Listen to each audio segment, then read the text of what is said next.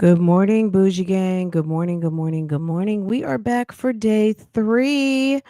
We're back for day 3 of the first date trial. Maxwell Anderson is being held to account um for the murder of Sade Anderson. We are back in court and they just got started maybe about 20 minutes ago. You know, by the time lunch comes around, we will probably have regained all of our time back. So let's get into it. Um, we're live and court is already in session, and they're getting ready to call a witness. Let's go ahead and get into it. Good morning, everybody.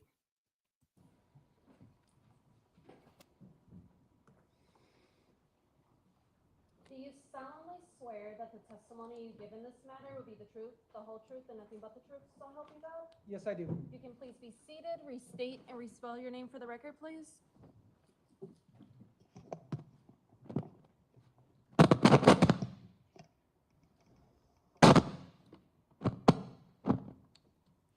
My name is Casey Donahue, Caseydonahue.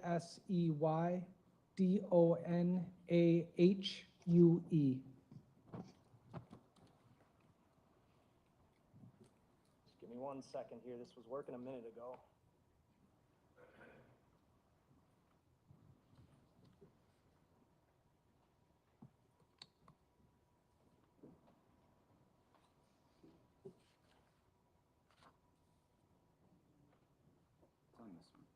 All right. Detective Donahue, we last left off. You had testified regarding video from 2900 West Lisbon Avenue as well as 1650 North 30th Street. Is that correct? Yes, that is correct. Thank you. I have up here the clip.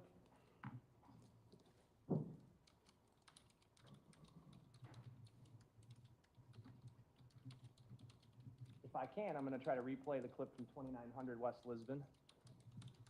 All right. I have video file marked starting D2 ending in 7395 or 35.mp4. I'm going to play it from 9:51. It's 7:29:32 a.m. on the video clip.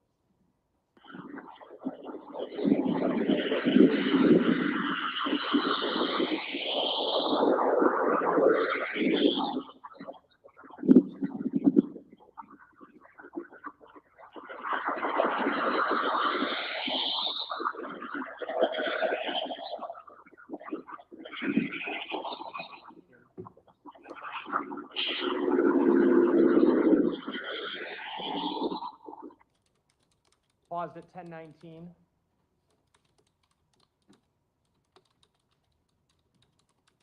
There's a city bus there. Yes, there is. Okay. Playing at 10:19.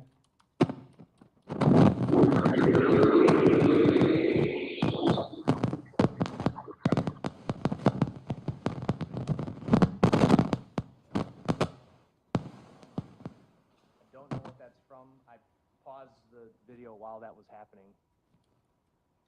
I'm just going to move this back.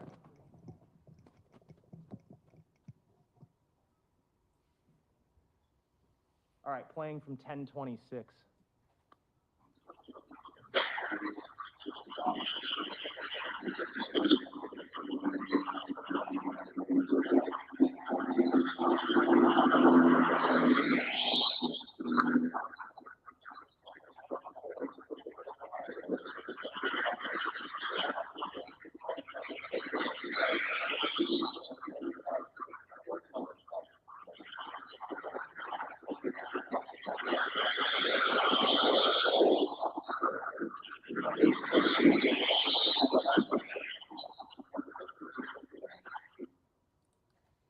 Paused at 11:03. The TV went out.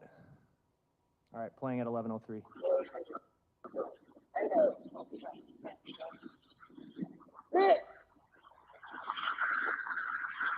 Who did that? Devil! The cover is coming, it's slow! That's what it is. Try to fight it for Try to fight it for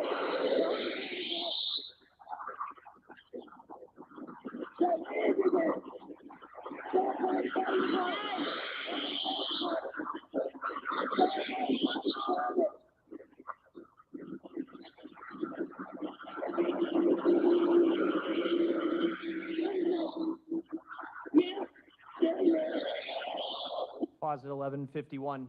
Detective, when you first reviewed this video, well, how many times have you reviewed this video, first of all? I've reviewed it dozens. And when you listen to the audio, how are you listening to it? I'm listening to it with a pair of Bose noise canceling headphones. And what do you hear? It's being like the yelled microphone is not even close to him. minute or so of that clip? What she's yelling is, he did that, call the fire department, call the ambulance. The subject that that person is sort of pointing at walks south on 30th and then turns onto Walnut, right? Yes. That's the video we watched yesterday. Yes. I'm going to show you exhibits 447 and 448.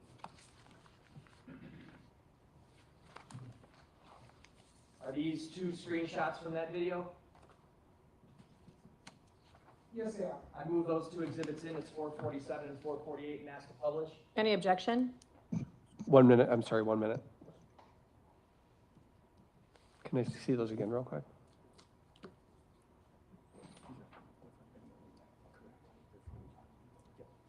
No, I don't have any objection. They're received into evidence. You may publish. All right, and these screenshots, I have exhibit 190 on the screen here.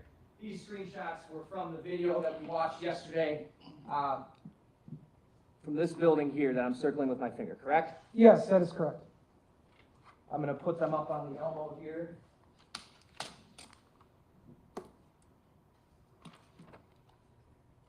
It's 447. Sir. He can't say that's not him. Oh my God, sir. 448. Looks like, tell us what he's wearing. The subject is wearing dark clothing. The top is a hooded sweatshirt or jacket. The pants are dark pants. It appears that he has like a tan colored shoes with white sole on them and a camouflage or tan rucksack style backpack.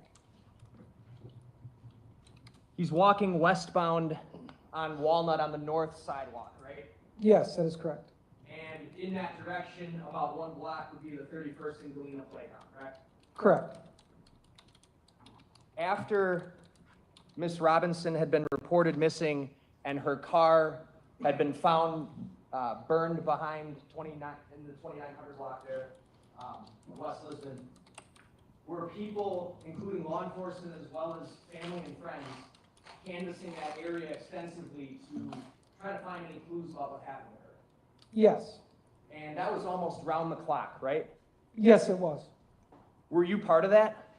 I was, yes. Obviously, you've already talked about you going to these places and getting these videos, but you were also searching what areas around there? And I'll pull the map back up if it helps you.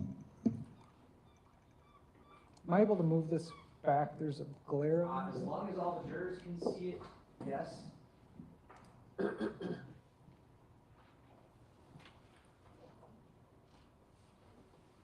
that okay, Your Honor? Is that better for you with the glare? It is, yes. Can all the jurors still see? Okay. That's fine. Please proceed. Okay, you can answer the question. I just want to know what areas you were searching. Sure. So my initial responsibility was to go and canvass the area for video surveillance. When we noticed the subject go southbound on 30th Street, we then go to the 1651 address on North 30th Street. We then see the subject walking westbound on West Walnut. We then canvassed to the west, and we are unable to locate additional video. So myself, other detectives, and some uniformed officers then conducted a canvass of the playground area. I had knowledge that there were train tracks that were located down in this area right here. We then walked down to the train tracks, canvassing for additional evidence, and that's when we received a call stating that Objection, hearsay. State? I can just ask a follow-up question. Go ahead. All right, so you're searching basically, actually, why don't you come down here, Detective? I'm going to have you use this pen or marker, if I have one. Do you want a Sharpie? I think I have one, Your Honor, thank you.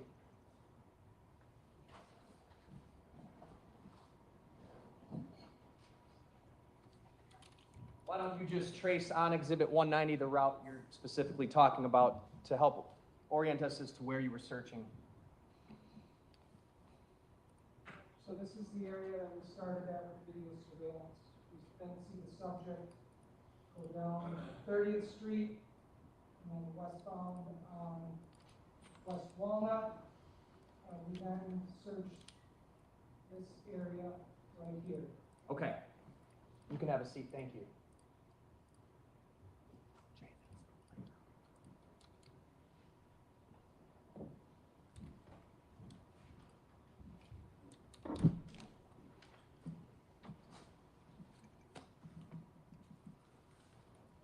I know. I know. Were you there searching on April 5th? Yes, I was. That would have been 3 days after Miss Robinson was reported missing? Yes, Were you with other detectives? yes. And what happened? We were notified that human remains were discovered in the wooded area just east of the playground. Who notified you of that? Detective Cassie Lindert. Did you subsequently assume the responsibility of documenting the scene of where those remains were found? Yes, I did. And so this would have been, was it late in the day on April 5th? It was, yes. About what time, do you recall? It was nighttime. I recall that the two pieces of human remains were collected at 1:14 and 1:16 a.m. So we were probably out there for a couple hours at that time. So from the 5th into the 6th? Yes. Okay. So can you just give us an idea of how many people were canvassing that area and searching around that park and that playground, or excuse me, and those train tracks?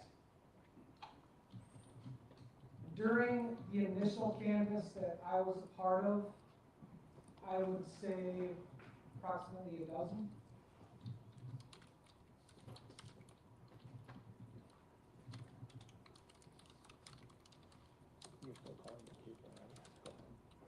I'm going to show you Exhibit 191. Is that a map of the 31st and Galena playground? Yes, it is. And does it document where the remains that you were involved in recovering were found? Yes, it does. Move 191 in. Any objection? No. It's received. Ask to publish. Go right ahead. Detective, are you aware of whether or not in the subsequent days, after the night from the 5th into the 6th, in the subsequent days, were additional body parts found around that playground? Yes, it was. Does this map document where the remains you documented were found as well as those? Yes. Got on the screen Exhibit 191, just a zoomed in map of the 31st and Galena playground. We've got 31st Street on the left side of the map, correct? Yes. All right, and on the north side is Walnut. Yes, that is correct. The video from 1630 West Walnut, originally when we watched it yesterday, we started at 6:50 a.m. when we saw Sade's car driving westbound, correct? Yes, that was at 1651 North 30th Street. Okay, can you tell us, just point out where that video was covering when we saw that car driving? An approximate would be this area right here. So kind of facing northwest? Yes. All right, so 6:50 a.m., her Civic is going westbound on Walnut past that building, and then it turns north on 30th Street, right? That would be eastbound Or so- on West Walnut and then north on 30th Street. Thank you for correcting me. So right next to this park. Correct. Then at 7:30, a few minutes after, is when we see the subject walking westbound on Walnut, that those screenshots were from, correct? Yes, that is correct. All right, you can have a seat, thank you.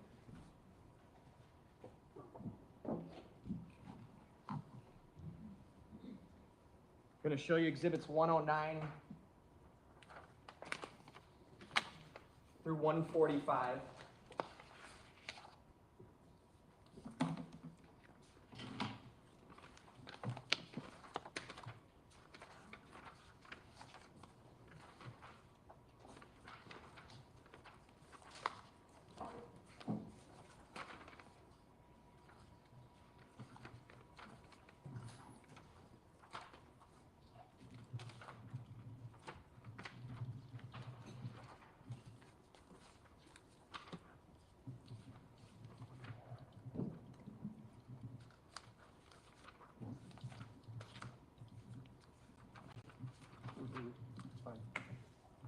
No objection to any of these exhibits. Can I have the numbers one more time? 109 through 145. Thank you. Then they're all received at this point. All right. And may I have permission to publish? You may. Okay. These were all photos from the scene that you helped document, is that right? Yes, that is correct. And this was done in the nighttime? Yes, it was dark when these photographs. All right, we're going to go through these, Detective. And actually, before we do, can you identify for us on, you don't have to get up, just tell me which one of the body parts locations are we about to be talking about? There's 4 of them up there. Yeah, so we're going to be talking about the 2 that are located on the left side of the map right there. The foot location and then the flesh and bone location. Okay. More specifically, 2 pieces of flesh were recovered that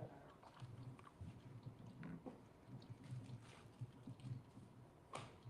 Exhibit 109. What are we looking at? That is going to be a photograph of the playground area in the park. Facing south? That is facing south, yes. And then 110, the cameraman just turned to the left a little bit, correct? Yes, And 111 turned to the right. yes. Okay, and that street right there would be what? That would be North 31st Street. Pretty dark area, correct? It is, yes. Okay, not a lot going on there? No. All right. To the north of this block, well, actually, I'll hold off on that. Next, exhibit 112, cameraman turned which direction? That's going to be facing east towards North 30th Street. Okay, so Is that on the other side? behind those trees would be those train tracks? Yes, that is correct. And then on the other side, way on the other side, would be that North 30th Street video camera that we were talking about. It is, yes. And then the street that we're seeing on the left, that's Walnut? Correct. 113. What's this? That's a more of a zoomed in photo from the prior picture showing West Walnut, and there you can see the bridge that goes over the train tracks towards North 30th Street. 114. Cameraman looks like he just moved over into the street, right? Yes, that's eastbound on West Walnut. The sidewalk right here where I'm pointing, is that the sidewalk we were watching that subject walk past? Yes, it's the north sidewalk. And then there's this kind of brick building on the left-hand side, right? Yes, 115, little clearer view of that brick building. yes. What is that? I don't even know. I believe it's like an abandoned old factory building. So I guess what I'm getting at is, did you guys check for cameras from that building and that area? Yes, we would have checked all buildings, all residences in that area. Were you able to locate any video footage that showed the Galena playground, the 31st and Galena playground? Not from that building, no. Okay. 116. That same building is on the right side, correct? Yes, that's going to be facing westbound on West Walnut. 117, we're back towards the playground. Yes, Okay, so the playground is going to be on the left side and we're looking south? yes, that is correct. For a quick point of reference, Sade's mom's right here in the denim jacket. That's her little sister. I think she's either graduating, the little sister's graduating from high school or just graduated. this season. So, but there's mom and daughter. I don't know who else of the family is there, but mom always is is always sitting right there, and then daughter is right there. 118. Sade's little sister. That is going to be a further camera angle south. That apartment complex at the end of the street there, what street is that? That would be Galena. Any video cameras recovered from there? I don't recall if there was any footage on Galena. 119. Would orient us here. This photograph is hard to say, but I believe that's going to be. It might be a little bright. Just give me a minute. Okay. The bridge that's on the right side, is that Walnut? Yes, so that's going to be on the other side of the tracks facing northwest. This kind of depicts that there's some elevation from the tracks to the playground. Was that how it looked? Yes, it's hard to see in that photograph, but from both sides of the train tracks, it dips down, elevation-wise. Maybe 120 will help. I have that on the screen now. Yes, that's what I would be referring to, how the train tracks are at a lower level. 121. That is a photograph. You can see the playground on the left of the picture, and that's going to be facing southeast direction, towards the east. 122. That's going to be facing east. And then 123, we just get close, is a closer up of that same thing we see in the middle of 122, correct? Yes, that is correct. All right, and then right next to that or near that, 124 is what? That's going to be a pathway that leads down to the train tracks. And into the wooded area, correct? Yes. 125? That's going to be facing south. All right. Then that pathway, I'm putting up 126, leads to where? That pathway would be leading to the train tracks, and you can see there's a retaining wall that's pictured there. Retaining wall that would separate the train track area from the playground, right? Correct. Okay. 127. Oh, and these yellow cones, those were items placed there by you or your department? Yes, I placed the cones there. That depicts where pieces of evidence were located. 127. That's a closer photograph of the evidence markers. You can see the retaining wall. The pathway down to the train tracks would veer to the left, close to the retaining wall, and continue down. 128.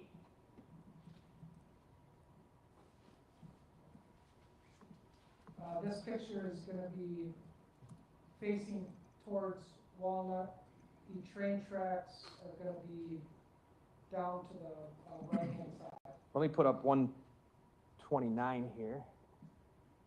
Is this the same tree? Oh, that is, so I was mistaken. Okay. So that's going to be facing south towards Galena, and that's the retaining wall right there. On the left side. On the left side. And then we've got a mattress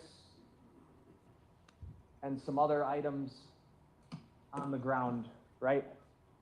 Yes, I don't recall exactly if that was a mattress or a box. Okay. Hard to tell.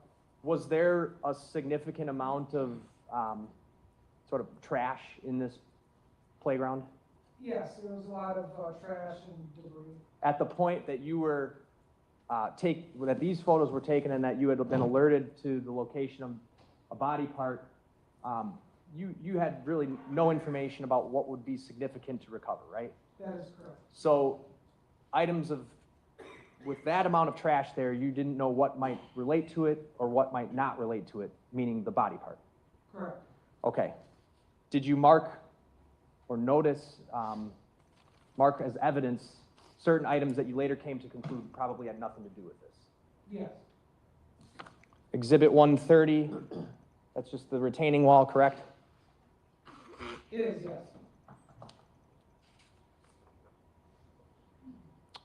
131.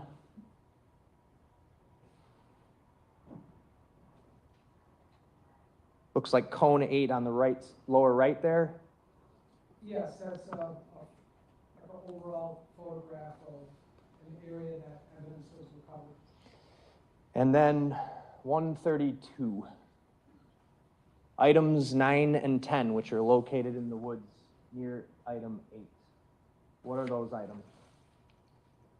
So item number 9 is going to be a smaller piece of flesh that was recovered, and number 10 I documented as a larger piece of flesh. 133 is going to be a closer, slightly closer view.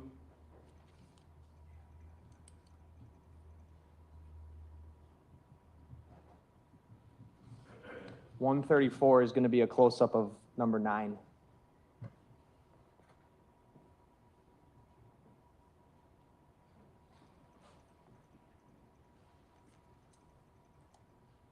And 135 will be a close-up of number 10.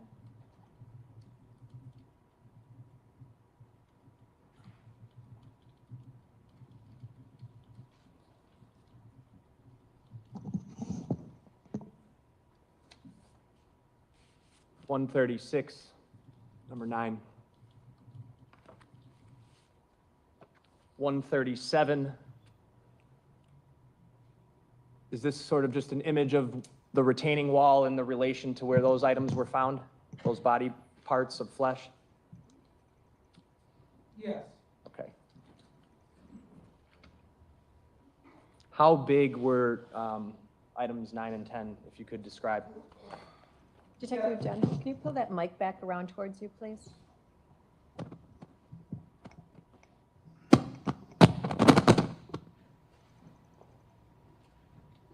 Thank you. The smaller piece of flesh was approximately 2 by 2 inches. The larger piece of flesh was approximately 6 by 6 inches. Here's 138.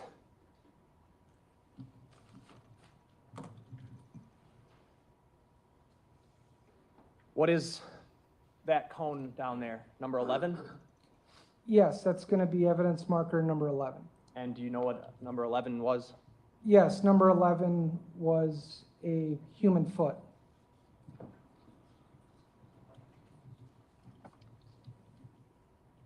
.139.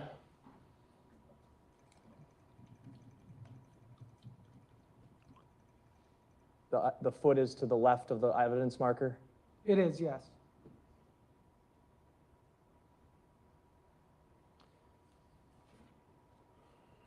.140.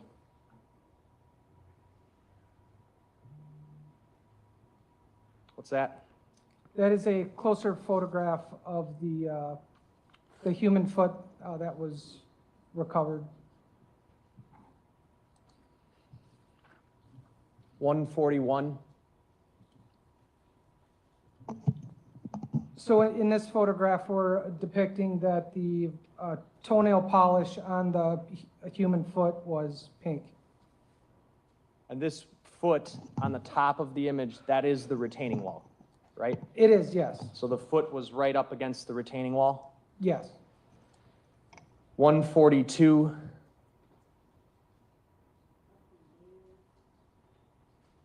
When the foot was found, was it covered by some leaves there? Yes.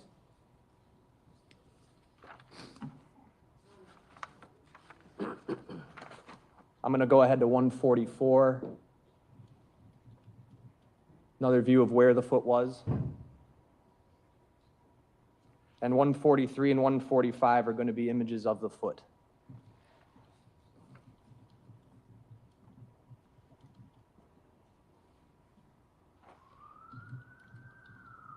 The cut line at the ankle, how would you describe it, Detective?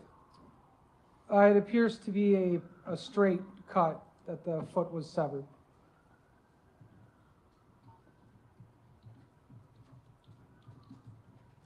$145.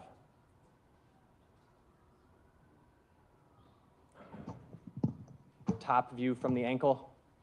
Yes, Are you able to see that same straight cut just from the top?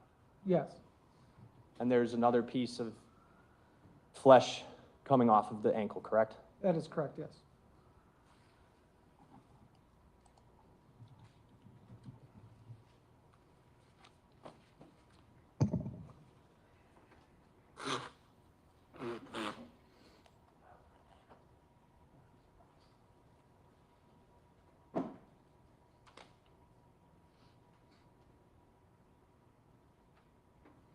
So in sum, Detective, when that night, when you documented that scene, that would have been the night of April 5th, and then going over the midnight hour into April 6th, you located a total of 3 separate pieces of human remains, correct?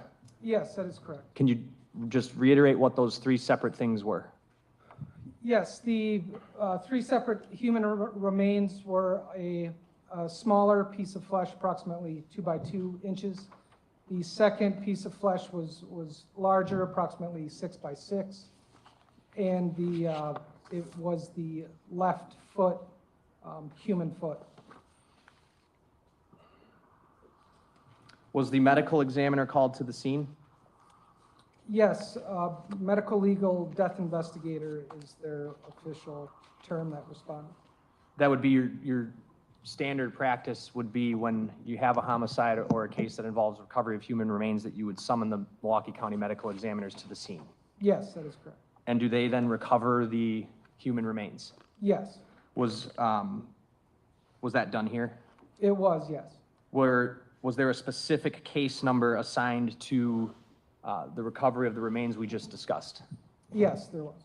Was it medical examiner case number 24-02399? Yes.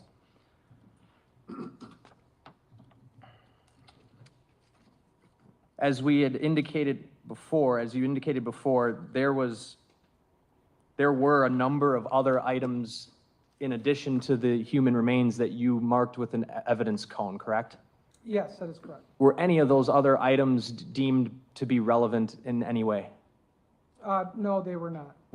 Could you just give us a rundown of what those other items were? Yes, we located, I believe it was 5 spent casings. We located a condom that appeared to be used at some point. It was outside of its wrapper. We located a doll that was screwed into a tree. I recovered screws that were next to that doll. There was a burlap sack that initially we believed may contain human remains.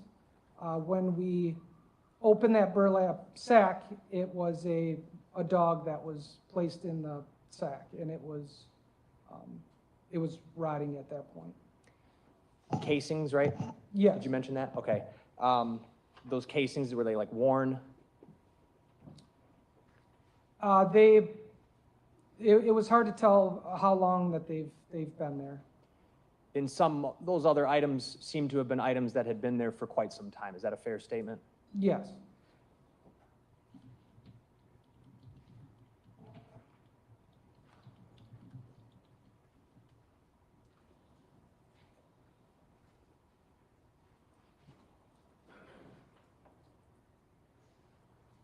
Lastly, Detective, what we just talked about,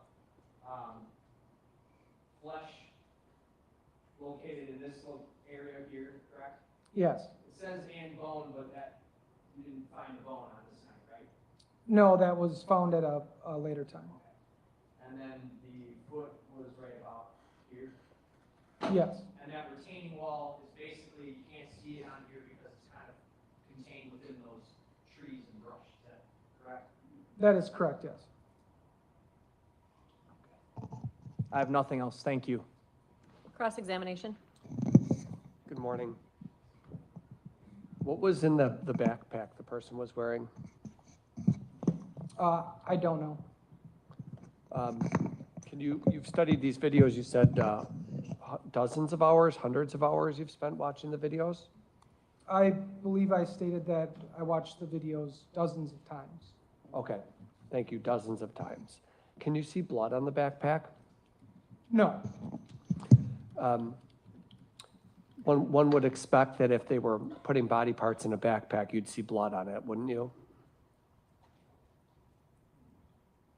that's fair to say, sure. In the dozens of times you've watched, and when you say dozens of times you've watched the tapes, we're referring to really all of the tapes that you would canvass throughout that area, right? Because you've watched all of them multiple times. Yes, Did the car, the Honda Civic, did Sade's Honda Civic ever stop at the park here that's on the screen on Exhibit 191 at Galena? I don't know if it did or not. You're not sure? No, And that's because there's no video that actually shows that car ever stopping at that park, right? that is correct. And similarly, it's true that there's no video of a person getting out of that car at the park at Galena. You would agree with that as well? Could you repeat that question, please? Sure. There's no video of a person getting out of that Civic at this park area at Galena, is there? No, there was not. Certainly we have the video we've seen of a person walking, but I want to talk about the videos of the car. In all the videos of the car that you've watched, who's driving the car? Can you see? You cannot see who's driving, no. Can you see a gender of a person? No, So then I'm assuming you can't tell the race of the person in the videos you've watched? not in the vehicle itself. And we saw that one clip yesterday. Where there was the passenger window was going up. Do you remember that video? Yes, And that was actually when the car was going sort of near that playground area, right? yes, that would have been eastbound on West Walnut, just prior to turning north on 30th Street. Sure. And in that video, when the passenger window was going up, Mr. Vance-Curzan asked you about whether you could see a passenger, but you also couldn't see a driver in that video, right? That is correct.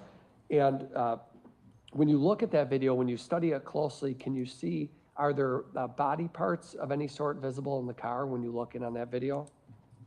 I could not see, no. Now, we watched video this morning again of Lisbon Avenue. That was a liquor store, 2900 West Lisbon, where that tape, that footage was secured from, correct? Yes, And you were involved in actually getting that video. You talked to the owner of the liquor store and acquired the video, right? yes, that is correct. He was cooperative with you and turned it over, correct?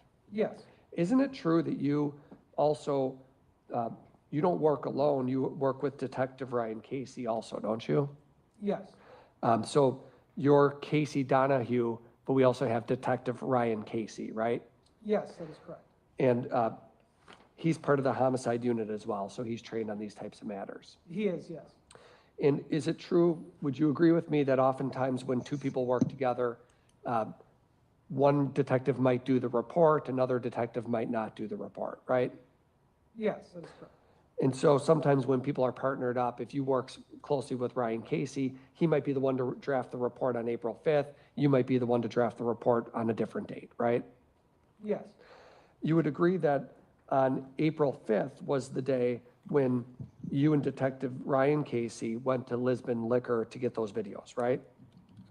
yes, And in fact, the Mr. Singh, Parmejit Singh, Paramejet, took you into their room where they have the DVR and he turned over those tapes, right? yes, And you guys actually watched them together right away on April 5th, didn't you? yes, we did review them while we were at the liquor store. You would agree with me that and now this is 3 days after the incident, 3 days after April 2nd, right? Yes, Between April 2nd and that date, you had never we saw the two women that were on the street in front of the liquor store, right? Yes, that is correct. But between April 2nd and April 5th, neither you nor your partner had ever spoken to those women, right? No, I have not spoken to either of those witnesses. I cannot speak for Detective Casey, whether he had spoke with them at any time or not. Okay, and the two of you watched, right, you can only speak to who you've talked to. You have not talked to either of those women, right? I have not. Now, on April 5th, when you watched the tape, you would agree that that there was a report written about the two of you watching the tape, fair to say? Yes, In that when you guys watched the tape, you could see the women on the sidewalk and that they were pointing in the direction of a person. You noted that, right? yes, But you would also agree that in the report, it's indicated they're yelling something, quote, inaudible. Would you agree with that? that is what Detective Ryan Casey's report reflects. My observations and what I heard on the video is what I testified to. Sure. Did you ever draft a report that reflects your impressions of the tape? No, Now, eyewitnesses, well, how long have you been a detective? I'm sorry. since 2020. Certainly, eyewitness testimony can be a form of evidence in any criminal case, right? Yes, And it can be an important form of evidence because it can help shape your investigation, for starters, right? yes, And it can help you pursue leads. An eyewitness might tell you to look at a certain area, so that's another reason it could be useful, right? yes, And an eyewitness could be right. That's another reason they could be useful because an eyewitness may be accurate with what they're saying, correct? yes. When we speak with eyewitnesses, we'll want to corroborate any sort of information that's given to us. And they can also be wrong. Yes, that is correct. They can make a mistaken identification. Yes, There's ways to try to figure that out, video surveillance, DNA evidence, but eyewitnesses can be wrong. is Right? that a question? Yes. Yes, yes, And- they can. In their ability to observe, in this case, for example, we watched the video again this morning, and you saw the woman who's pointing, right? The woman who's pointing and making the statement. She really only looks over in that area for about 6 to 7 seconds. Would you agree with that? In which area are you referring to? The 2900 West Lisbon footage, when we see the man walking across the field and she goes, he did it or whatever she said, she only looks over in that direction for about 6 to 7 seconds. Would you agree with that? I would have to watch the video again, but that is an approximation that, Okay. And obviously, she may you would agree with me that a person who is making an observation, their view can be impacted if they're under the influence, right? yes, amongst other things, What are some of the other things? stress, Weather conditions?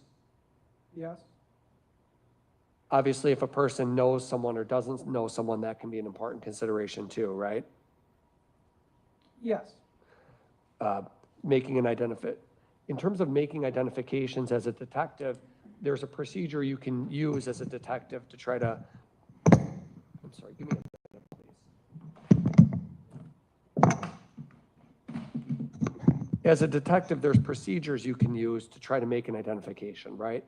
yes, that is correct, You can do what's called a live lineup, correct, where you take a group of people, one might be a suspect, some people aren't suspects, and you put them out in a room, and there's a process to it, but essentially the eyewitness can choose if they see the person. yes, that is correct, And there's also photo arrays that can be done where specific photos are used of, for example, Max Anderson, and then other photos of other people to show, is this the person you saw, right? yes, And that, you never did that, you yourself never did that with either of these two women, right? I did not, no, Now, Detective Donahue, can you pull that mic towards you again? Thank you. in the woman on the street who's pointing, I'm sorry, you never You never had her do any photo array or a live lineup. Do I have that right? I did not speak with her, no. Now, she never yelled, "He threw a lighter." Did you ever hear that on any of the tape you watched? "He threw a lighter"? I did not know.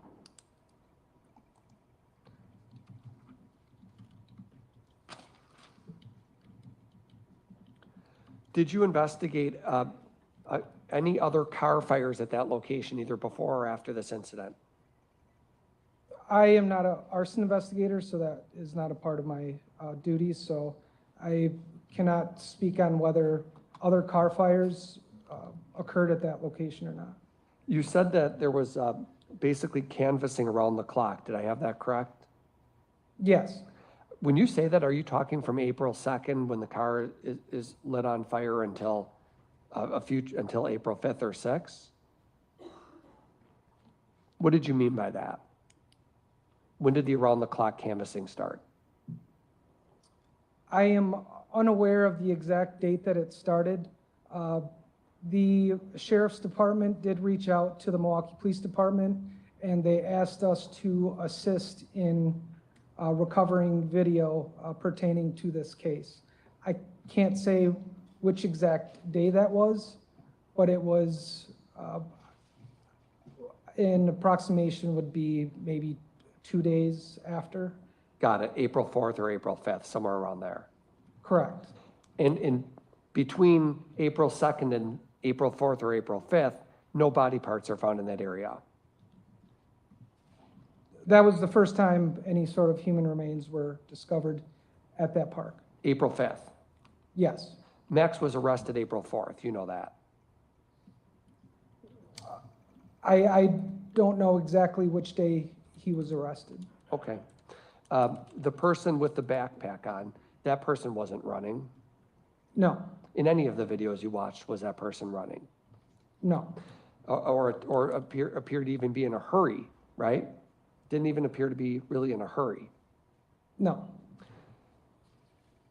And when you looked in that park on April 5th, when you examined the park, one of the things you just said you found were spent bullet casings. Yes, Well, that's evidence of a shooting, right? yes, Used condom, whatever, make of that whatever you will, could be two people had sex, obviously, right? yes, Okay. You found a bag, a burlap sack with remains in it of a dog. That could be evidence of animal cruelty, right? correct. High crime area, agreed? Yes, Meaning that area surrounding that park and even Lisbon Avenue. yes, There's lots of police response in that area. yes, Now, the person on the tape with the backpack, you pointed out the shoes yesterday, the white shoes. Remember that? I don't believe I stated white shoes. I thought you said white soles on the shoes. You were directing us to look at. No? Yeah, so it would be towards the bottom sole area. Okay, that's what you were pointing out though, right? Yes, That person did not appear to ever have gloves on, did he? I don't know. Well, you never saw gloves on that person on any of the videos, right? Not that I'm aware of. And nor did the person appear to be wet. I'm sorry? Nor did the person appear to be wet. Wet? Wet. Covered in water, soaking, right? You can't tell from the video that I was watching. Okay.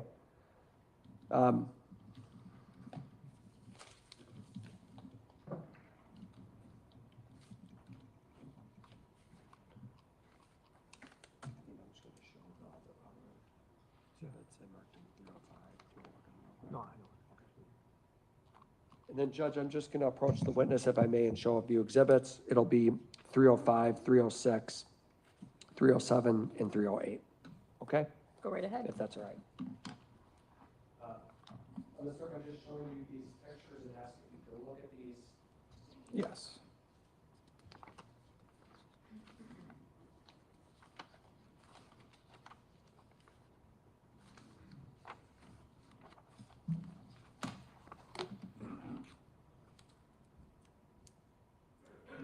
You've had a chance to look at those? Yes, I did.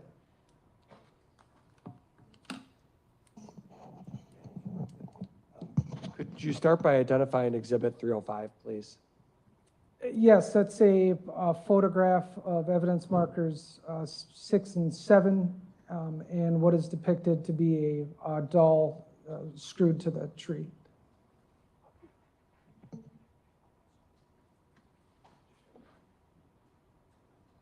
So if we look down, that's what you're talking about, that doll right there? Yes, And then Exhibit 306? Same thing? yes, And then 307, same thing? yes, 308? Is that the doll? yes, it is. And it looks, it might not be perfectly visible. It appears that there's a screw right in the middle of the forehead and then 2 of them on the eyes. Yes, And is that blood smear on the side of the tree as well, the red substance? I don't know what that is. Okay. So some person, and this is in the same park where you find human flesh, right? Yes, Move these exhibits 306, I'm sorry, 305 through 308 in evidence. Any objection?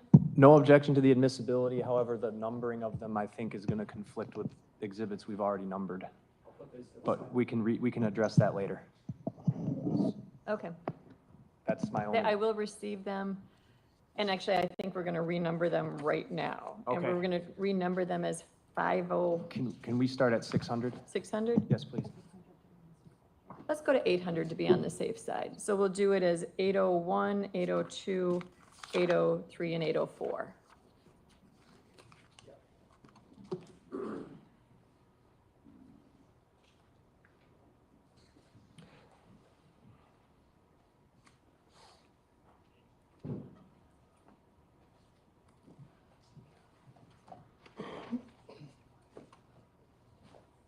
And then, Judge, while Attorney Findling is marking those, is it okay if I proceed? So Detective, then, you had these photos taken because obviously that's not a typical thing to see in general, right? yes. When I did my initial walkthrough and began to photograph and collect evidence, at that point, early on in the investigation, we don't know what's relevant and we don't know what's not relevant. I was informed that homeless encampments near train tracks often place these dolls as a kind of a protection symbol. Interesting. So the homeless encampment you're talking about right below, essentially right below that crime scene, right? It would have been near, it was further down Yeah, south. further south of if you were to go down on the train tracks, then a little bit south of that, right? Yes, So you attributed that to potentially the homeless encampment, but you actually, you went to the homeless encampment and talked to people, right? yes, I did. You never asked anybody about that doll, did you? Objection calls for hearsay. No, No, it's actually a question, so it wouldn't call for hearsay, and you can answer it if you're able. I did not know.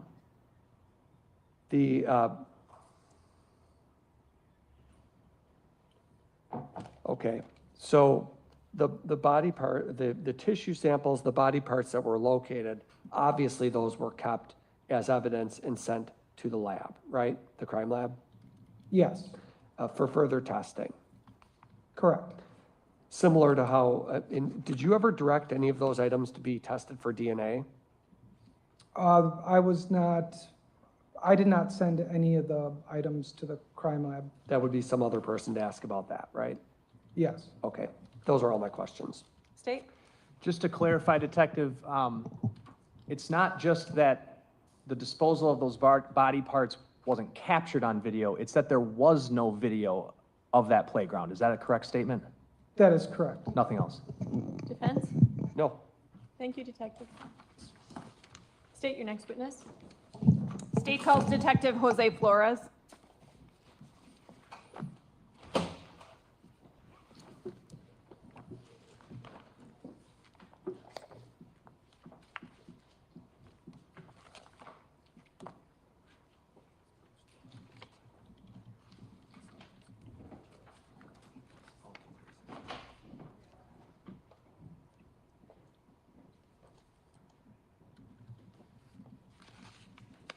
Do you solemnly swear that the testimony you give in this matter will be the truth, the whole truth, and nothing but the truth, so help you God?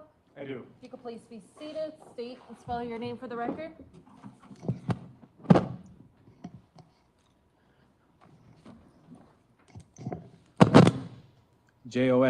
Joscflores. Jose Flores, How are you employed? as a detective for the city of Milwaukee, How long have you been with the department?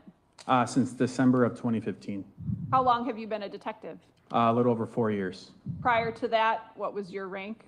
Police officer, Where are you currently assigned? the homicide division, And how long have you been assigned to the homicide division? since September of 2021. So you were working in that capacity on April 6th, 2024? Yes, Did you participate in the search of a playground located at 31st and Galena in the city of Milwaukee? yes. Can you describe what your role was that day? I worked the late shift, so 12 a.m. to 8 a.m. We were instructed to meet our early shift, who had discovered some human remains. We were instructed by Sergeant Nathan Butts, BUTZ, to conduct a search of the immediate area east of the playground and south of Galena, or Was 31st. Was Detective Casey Donahghue one of the detectives that you joined out there? Yes, And were you working with a partner that night into morning? several detectives and officers. When you got there, was it dark out? It was. Can you describe what your search entailed? We were instructed to conduct a grid search through the wooded area east of the playground and then along the train tracks southwest about a half mile, and it's approximately 2.3 acres of terrain. What's a grid search? Just section by section, trying our best to locate evidence. So does that entail multiple detectives or police officers working together? Yes. Is that a more thorough type of search? Yes. Okay, can you actually give us a little bit of detail on what you do? As a detective or to locate evidence, what we do, honestly, I work at night, so we bring out big flashlights, handheld flashlights, and honestly, we just get online together and look down, look up, and foot by foot try to search the best we can for any potential evidence related to the incident. And what was your knowledge of what had been found as you came on shift and came to that playground to conduct your search? We were briefed that there was some human remains located. Are you familiar with that park? Yes.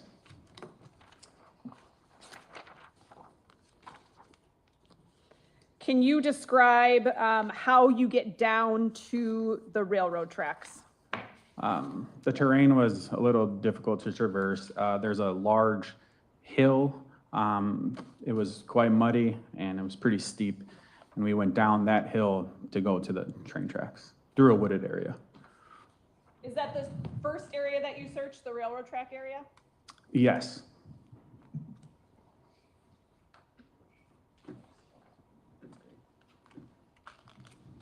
Showing you exhibits 147 through 154. If you can briefly look at those and let me know if you recognize what those depict.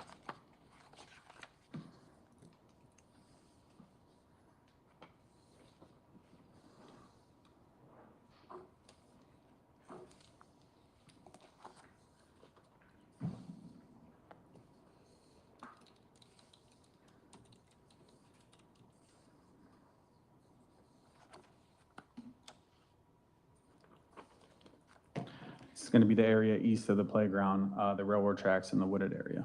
And those are areas you searched? Yes. Before we get to these photos, I just want to draw your attention to Exhibit 191, which is up here. Are you able to see that from where you're sitting? Or I am. okay.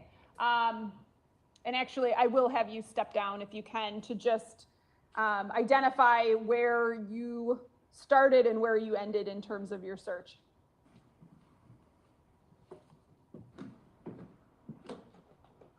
We were briefed in the park area, and then we proceeded down through this wooded area, down that hill, and then onto the train tracks. And then our search consisted southwest all the way down to, I believe, the 35th Street Bridge. Okay, thank you. You can have a seat. Showing you Exhibit 147. What is that? That's the area just east of the playground. Okay, so kind of at the beginning of Yes. that trail that descends down. Correct. Exhibit 148. That's the trail that descends down onto the tracks. You can see the train tracks in that picture. Yes.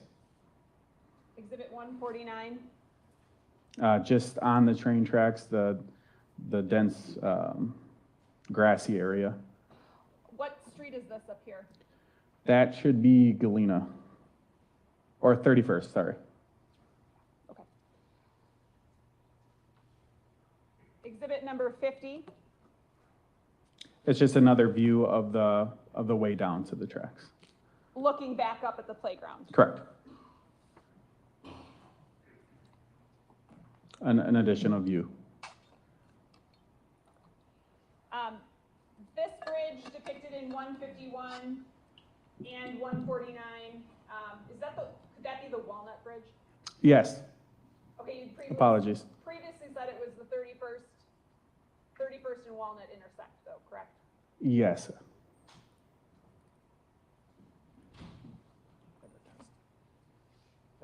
Exhibit 152, what is that? That is just another view of coming down to the train tracks. Exhibit 153, A different view, same area, Exhibit 154, the same area. and you can see that there's a lot of debris or trash that's been disposed of. Did you look through all of those areas? To the best of our ability. I remember that night, it was approximately 32 degrees. It was wet. A lot of the terrain was wet, icy, and as we work at night, it was a little difficult to navigate through all that terrain. Okay, talk about your search of the train tracks, please.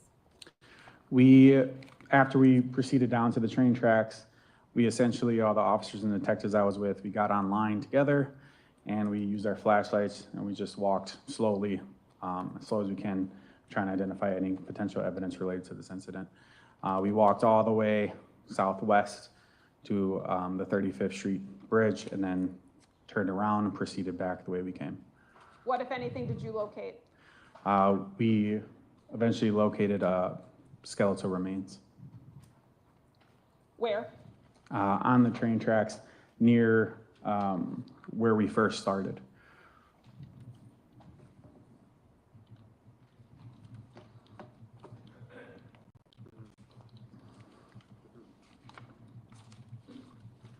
Showing you exhibits 155 through 160, can you identify what those are if you know?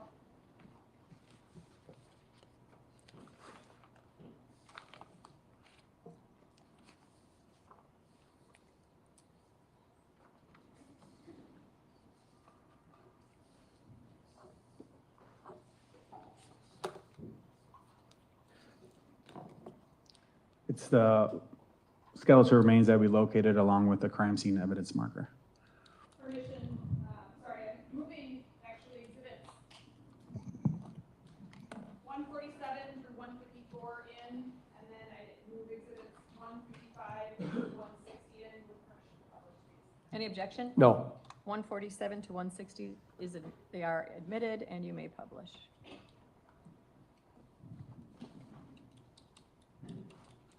Okay, what are we looking at here? That is the skeletal remains along with the crime scene evidence marker. 156. Just a closer view of the skeletal remains. Does this appear to be both bone and flesh? Yes.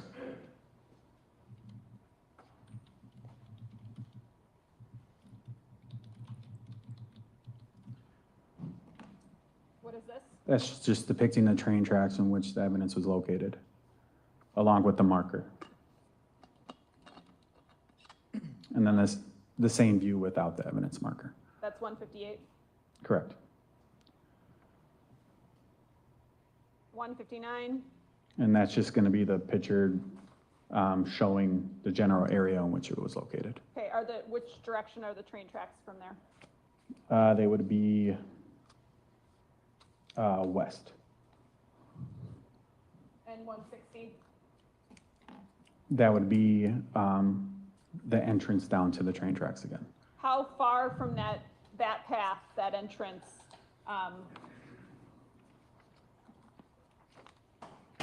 was the bone found? Not very far. The pictures try to show a reflection of the scene, but it was not very far.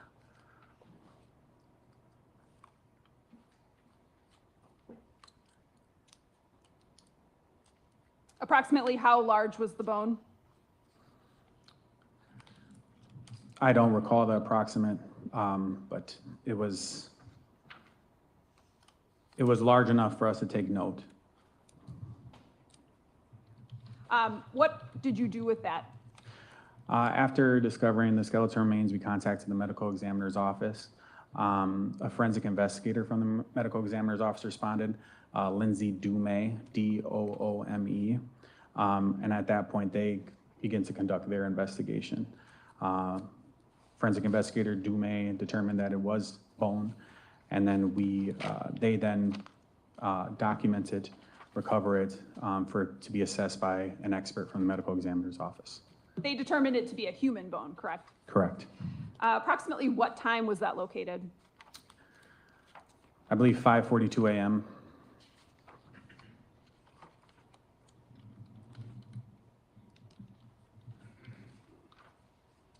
And did that bone get assigned the same medical case exam number that the other items that were recovered in this playground got?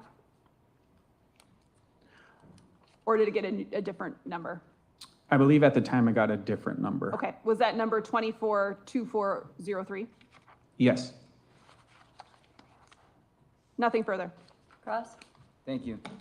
Good morning, Detective. Good morning. So you would testify that you're a homicide detective? Yes, And how long have you been a homicide detective? since September of 2021. And one of your roles in this investigation was to search this Galena Street playground area, correct? Yes, And you had said that you arrived around, you said your shift was from 12 a.m. to 8 a.m.? correct. And so I assume you arrived at like midnight. Approximately. And by the time you arrived, there were already detectives on scene, correct? Yes. How many, do you remember? I don't recall the members of the early shift, though. Okay. And this is 12 a.m. on what day? April 5th? It would be the next morning after they initially responded. Okay, so yeah, they responded April 4th, late at night, and then, so this is April 5th. Correct. And you were you joined by Detective Donahghue, or was he already there? He would have already been there. So detectives had already been around, and they briefed you and said, we'd found some human remains in this area, and so one of your roles was to kind of search this entire area. Yes, And you had explained that you did a grid search. to the best of our ability, yes, sir. And I'm trying to like kind of picture this. It's like a bunch of detectives or law enforcement in a giant line walking in unison, correct? Yes, And you have, and because and you start this search, it's probably still dark out, right? it was. And so you're using flashlights to, flash on the ground and flash, up into trees maybe.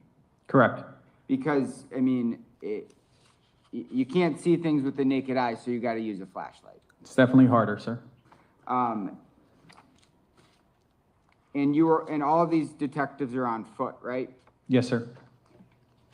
And because you'd been briefed you'd been briefed before you got there, so you knew what you were looking for, probably human remains or bones, right? Any potential evidence? And so you're aware that, were you aware that they had found, like, very small pieces of human remains before you arrived? Yes. So you knew you had to be looking for maybe small pieces of human remains, maybe larger, the sizes could vary. Any potential evidence, sir? And this search went on for hours, right? Yes, sir. Because we see these photos and it looks like the sun is, I don't know if it's up or not, but you can see that it's light out. Yes. So probably, can you approximate how many hours you spent searching?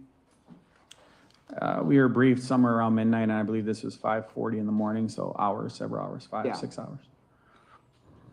And we saw pictures of, it looks like there's a trail that goes from this park, this playground park, the wooded area, to the train tracks, correct? Yes.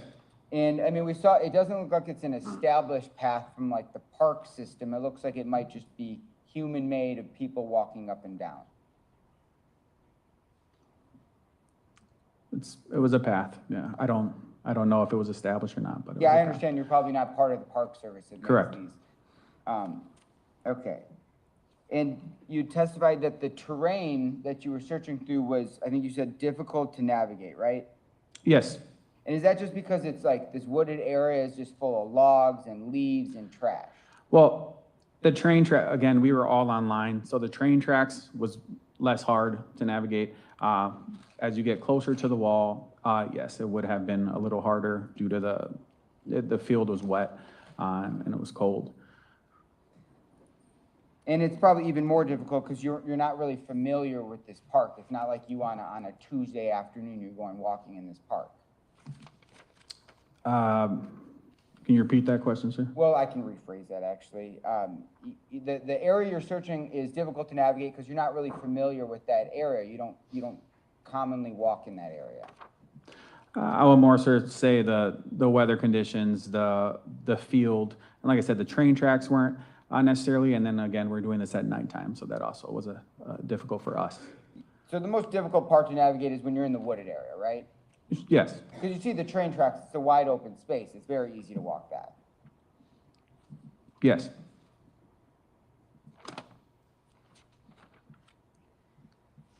And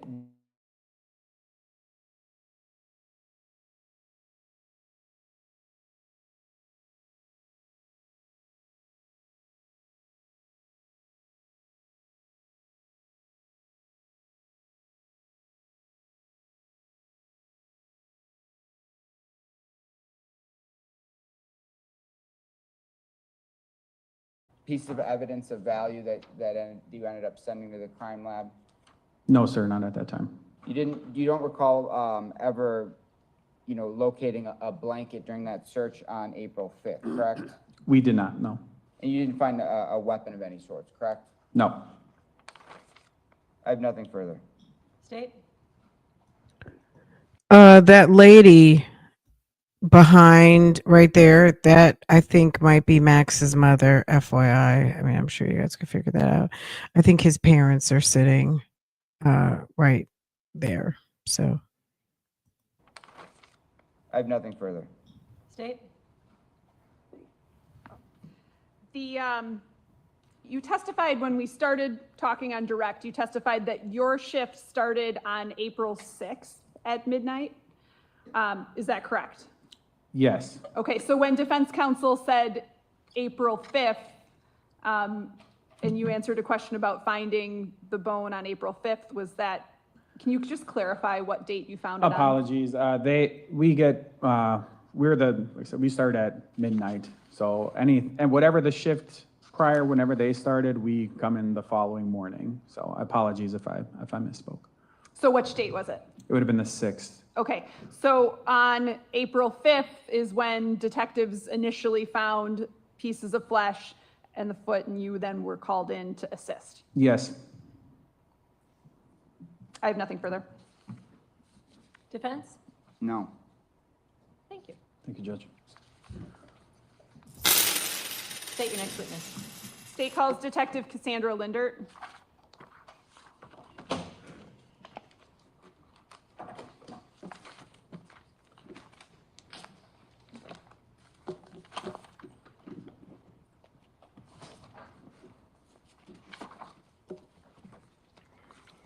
I'm just going to break in real quick. We have someone in the chat from Milwaukee. I cannot imagine when this thing happened, how scary it would be to, obviously for the family, number one, that goes without saying, right? But just in terms of the people of Milwaukee and just to hear, like, I was just taking a walk in the park and we just walked up on something and just how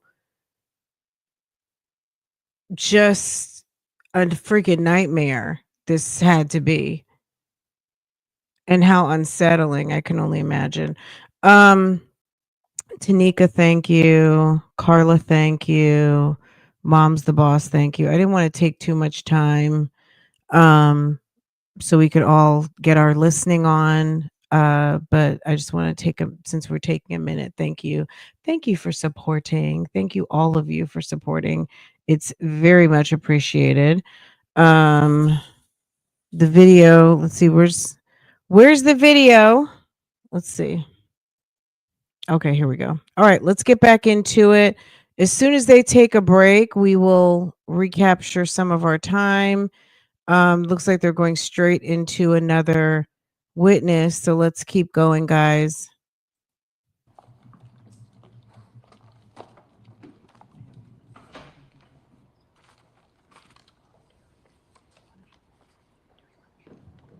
Do you solemnly swear that the testimony you give in this matter will be the truth, the whole truth, and nothing but the truth, so help you God? I do. You can please be seated, state and spell your name for the record. Cassandra Lindert, Cassandra Lindert.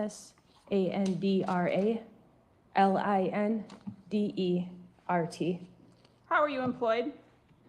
As a sergeant for the City of Milwaukee Police Department, How long have you been with the department? total about 11 and a half years. What's your current assignment? Currently, I'm assigned as a sergeant to District 6 early shift. Prior to becoming sergeant, what was your capacity with the department? I was a detective assigned to the homicide division. How long were you a homicide unit detective? Approximately 2.5 years. Were you working in that capacity in April of 2024? I was. Specifically April 6th, 2024? I was. On that date, did you participate in a search of the playground at 31st and Galena? I did. Can you describe what you did there? On April 6th, I was dispatched to 31st and Galena to the park. I was informed that family and friends of Sade Robinson had responded to the park because they had saw a news article the night prior that police were at the park and were searching it for evidence. And I should clarify, you actually were there on April 5th as well, correct? I was. So why don't you describe when your shift started on April 5th and describe what you did once you got to the park? On April 5th, my shift would have been 4 p.m. to midnight. I was involved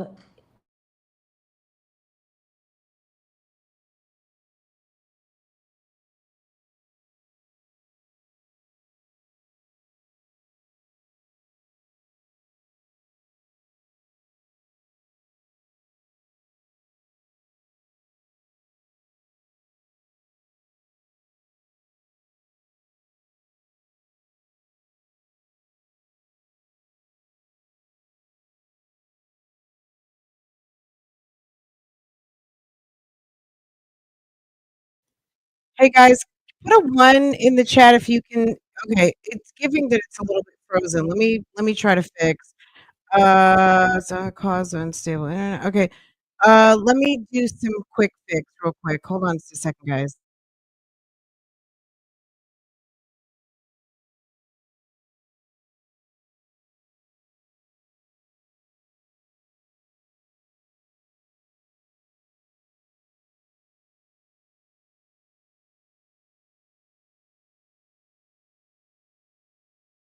April 6th then in that area when you returned?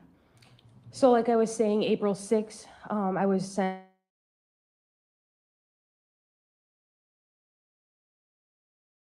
the police there the night prior in a news article that were searching for evidence.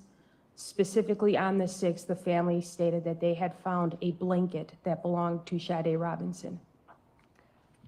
Describe what happened when you arrived. When I arrived at the park on 31st and Galena, I briefly met with some of Sade's family and friends that were there. They explained to me that they basically conducted their own search of the park after seeing the news article, and that they had located a pink blanket that belonged to Sade. Approximately what time was this? It was approximately 5:10 p.m. Where did you meet the friends? Just in the general area of like inside the small park on 31st and Galena. Then what happened? After they briefed with me, they took me to the area where they located the pink blanket and showed it to me, and I viewed that myself. Was there one particular person in particular who you were speaking to? Yes. What was that person's name? I believe her first name was Angela. Did you document this conversation and contact in a report? Correct. Would it help you to review your report? To Yes. come up with the name? Why don't you take a look at this and let me know if it's helped?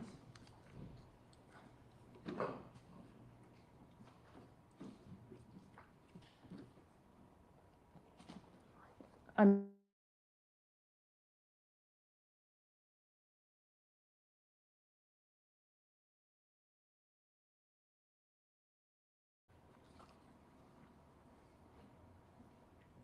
Okay, where did Ms. Moore take you to show you the blanket?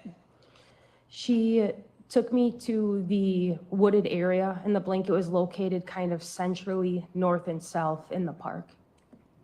If I showed you a map of the park, would you be able to give us a general idea of where the blanket was found? Yes. Showing you what's been previously received as exhibit number 191. Do you recognize that?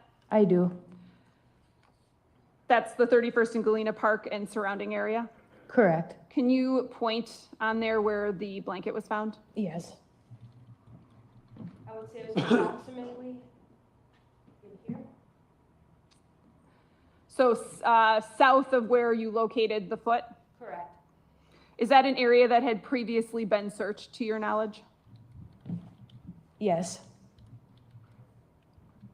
Can you describe that area in terms of what all is there?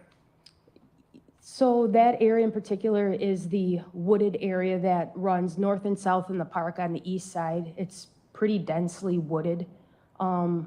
It's not a very well-kept park, so there's a lot of overbrush and like garbage, I guess, and just random stuff that's in the weeds and the grass of the park.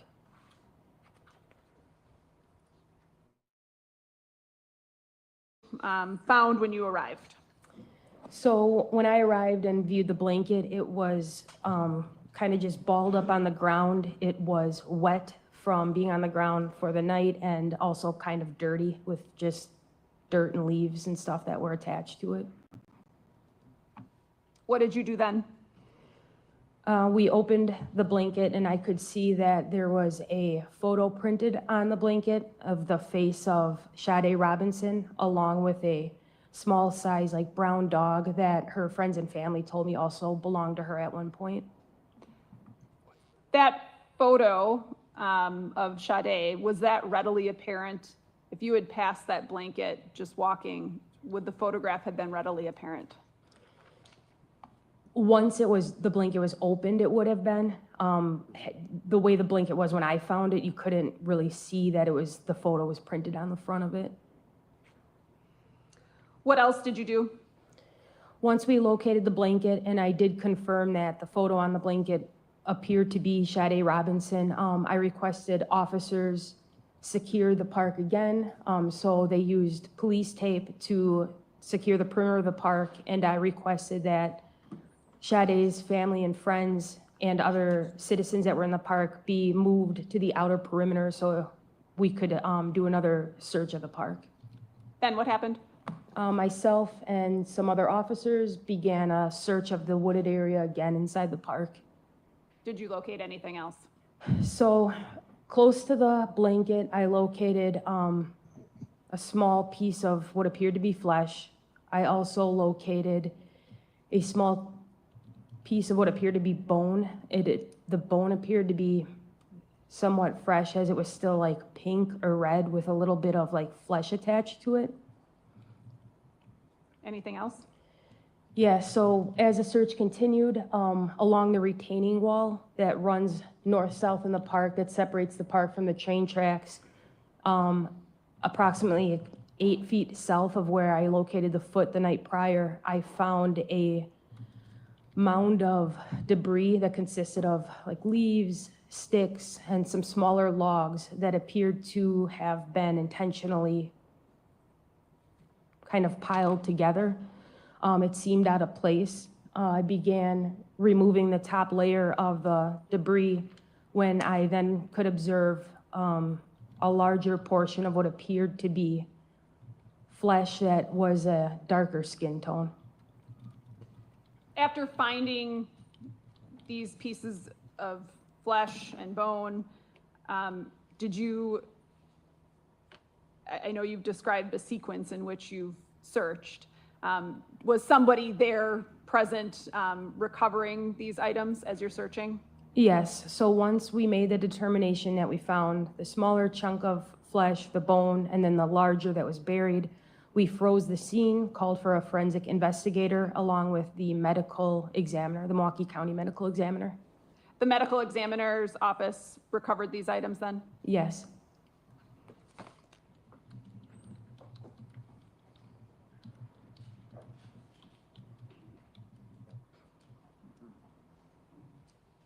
I'm going to show you exhibits 161 through 181 and ask you if you recognize them.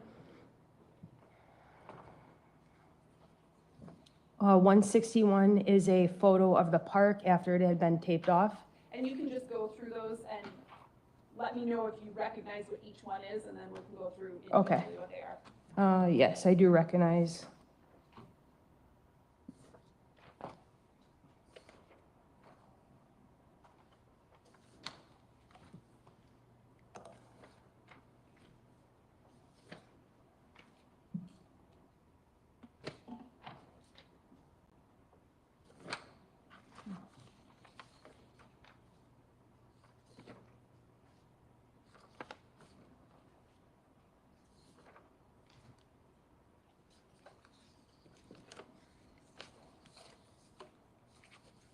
I recognize all of them.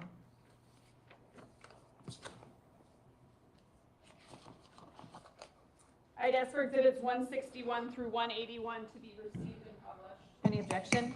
No. They're received, go ahead.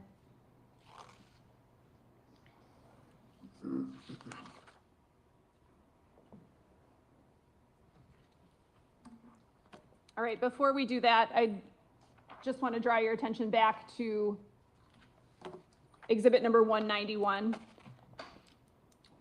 Could you step down and point to where the items that you've just described were located?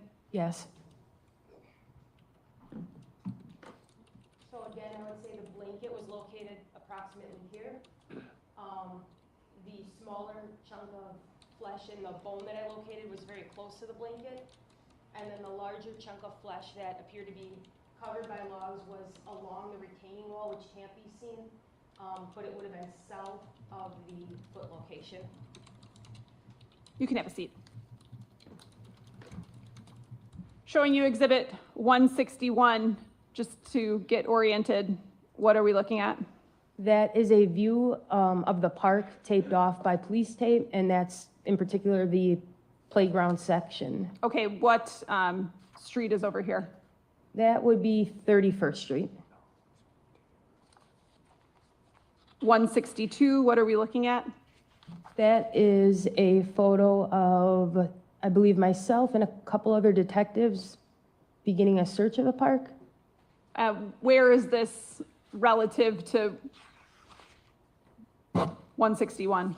I believe that would have been south of the playground on the east side, right before entering the wooded area. 163, what is that? That is an overall of kind of walking into that particular section of the wooded area on the 6th where we located those items I spoke about. Are you familiar with this building? Not very. Okay. Do you know what street that's on? That should be south facing Galena. Showing you 164, what is that? That is evidence marker 1, which is I placed next to the pink blanket. Exhibit 165, It's another view of evidence marker 1 and the pink blanket. do you recall if the blanket was wet or had it appeared to have been moved at all? It was pretty saturated from being out on the ground. In the state we found it is how it was photographed.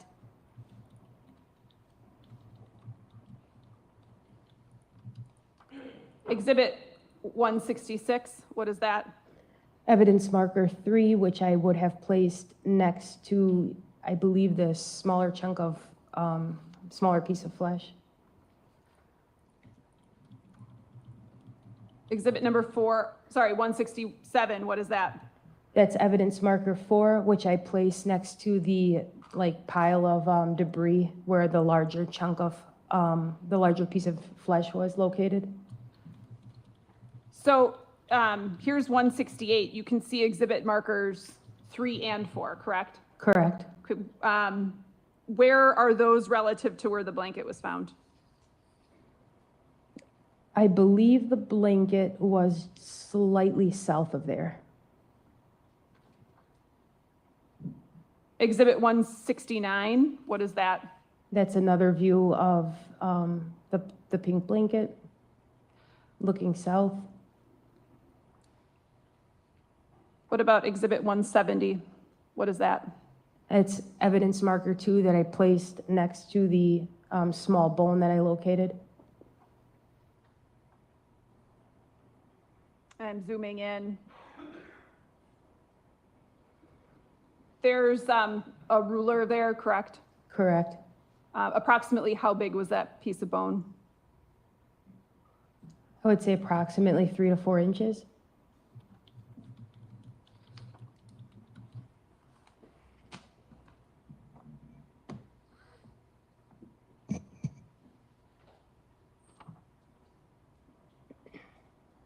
Exhibit number 171, what is that? So this is a view of evidence marker 4, which was placed kind of on top of the pile of debris. This particular view is kind of looking from the top down. And is that how you first observed this? It is. And are you the first one to locate this item? Yes. Law enforcement uncovered it? Yes. Did you uncover it? Just briefly to see that there's something under there, and then we froze it for the medical examiner. Exhibit 172, what is that? That's another view from the top looking down of evidence marker 4. Now more of the debris has been uncovered. And you described that as being what?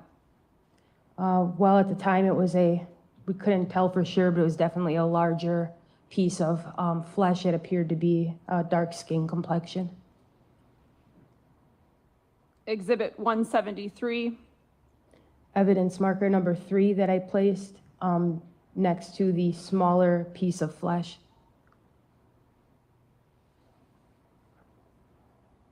Exhibit 174. This is a view again of evidence marker 4, now looking kind of at it towards the east. Before it was uncovered? Correct.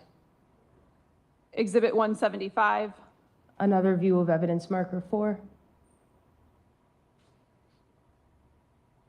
Exhibit 176. A close-up view of evidence marker number 4. Prior to the debris being moved? Correct.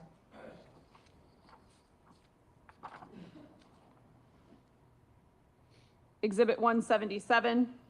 That would be a close-up of evidence marker 2, which depicts the smaller piece of bone. Exhibit 178. So now this is where the medical examiner laid down a yellow tarp, and she placed evidence 2, which is the bone, on top of the tarp with the ruler next to it. And you were present for that? Yes. Exhibit 179. That's evidence marker 3, which is the small chunk of flesh that was located. Again, the medical examiner removed it from the wooded area and placed it on top of a yellow tarp. Exhibit 180. That's evidence marker number 4, which the medical examiner moved to the tarp and now revealed that it was a human leg, which appeared to be severed above the knee and at the ankle. So that would be the calf portion of a leg. Correct. Exhibit 181. It's a close-up of the human leg where it was severed at the ankle. Did you make any observations of how that was severed? Where it was severed at the ankle appeared to be pretty clean. I believe the medical examiner stated she believed the ankle was Objection, hearsay. Any exception? I think I can ask a different question. Okay. Just your personal observations. It appeared to be more cleanly cut at the ankle. You contacted the medical examiner's office, and are you aware that this was given a medical examiner case number? Yes, And is that case number 242415? I believe so.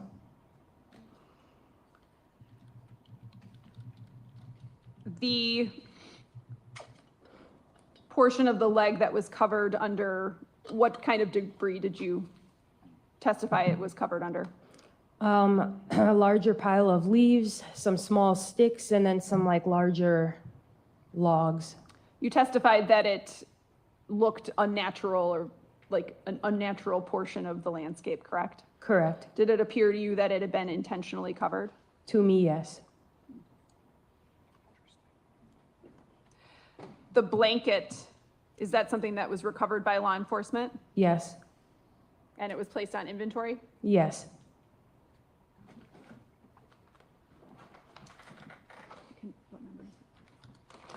I'm going to have Detective Donner show you. 146. That number fell off. Yeah.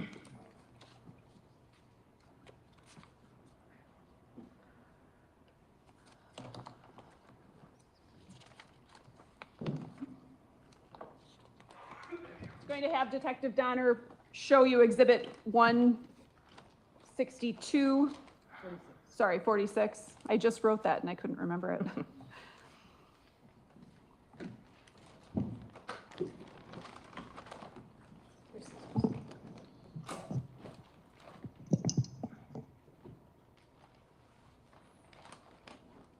You want the scissors?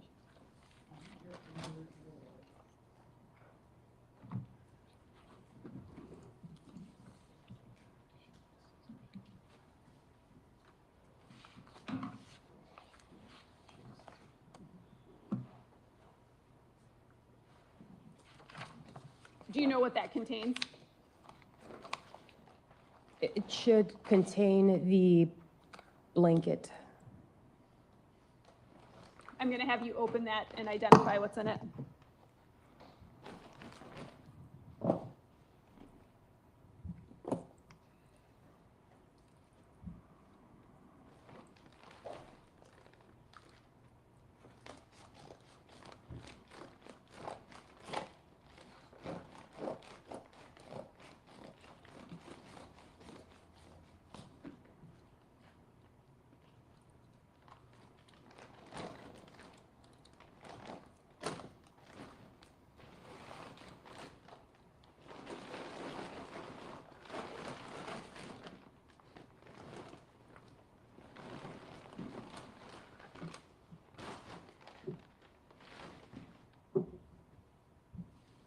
So this would be the pink blanket that I recovered from the park at 31st and Galena that shows Sade Robinson's face on it.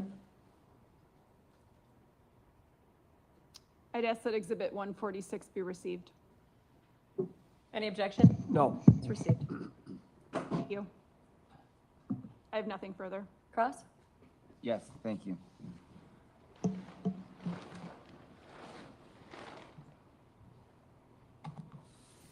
So I just want to start with kind of like the timeline of kind of some of the searches you did.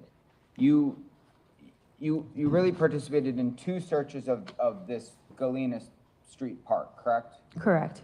The first one was on April 5th, correct? Yes. And at what time of the day was that? That was later at night. I believe we may have arrived at the park around 8:30 p.m. Okay. And you're searching this park with other detectives, correct? Correct. And during that search on April 5th, that's where you locate, was it 2 pieces of human remains and then a human left foot, correct? Correct. And after that search, your shift ended, you went home, right? Right. And then the next day, you received a call from Sade Robinson's family or her friends about how they conducted their own search, correct?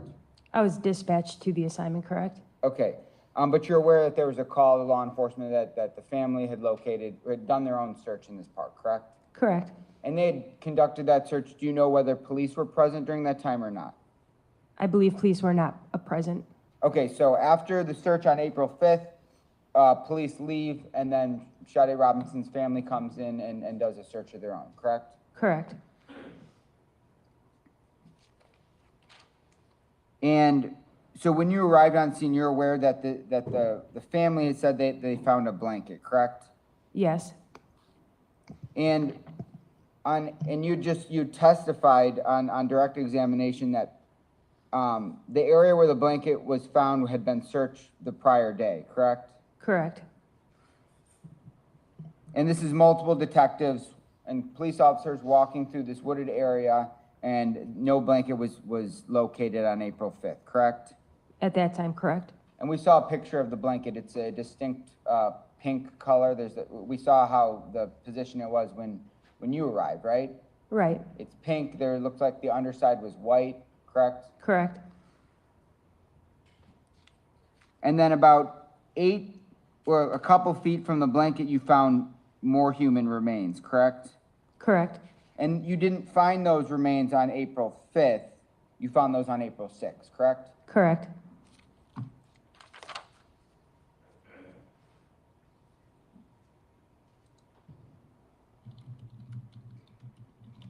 And so, just to be clear, April 5th, no blankets found. April 6th, the blanket is found, correct? Correct. And you're not aware of when that blanket was discarded in that park, correct? I do not know. You don't know if it was, it was sometime before April 6th, because that's when you found it, right? Correct. And are you aware that what day Max Anderson was arrested? Not in particular. Okay. And were you in charge of ever reviewing any surveillance? Was that a different person's job? That was different detectives. Okay.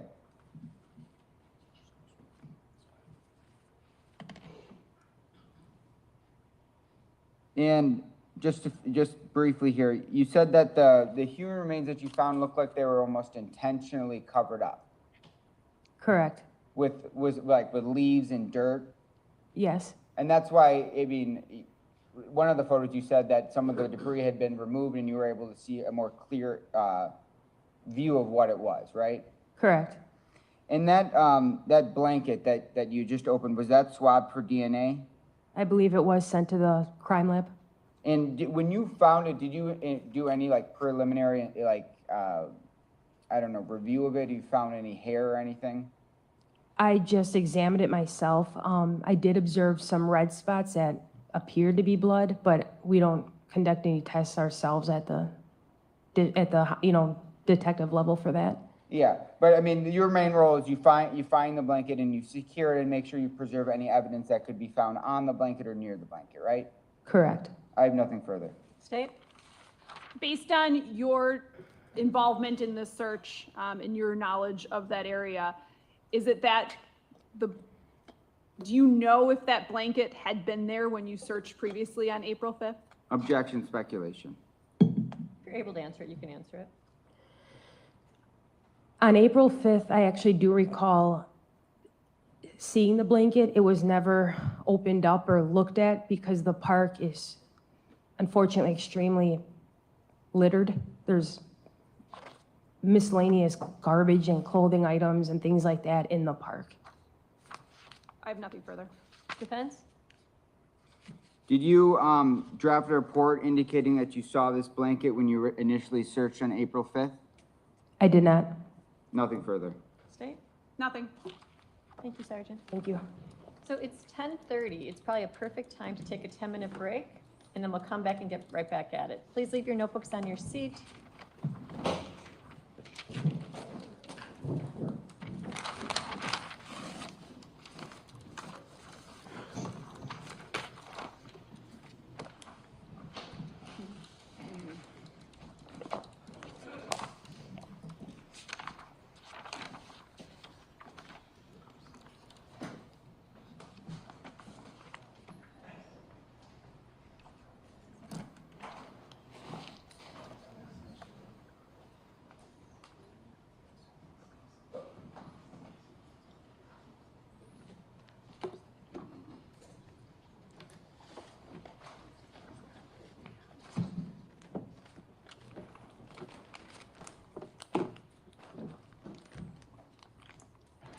Anything to address on the record? State? No. Defense? No.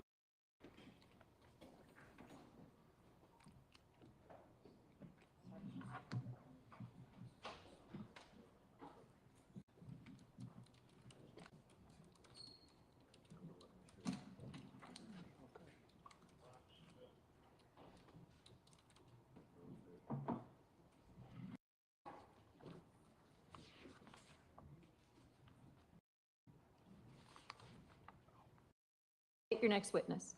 State calls Detective Justin Soalowski.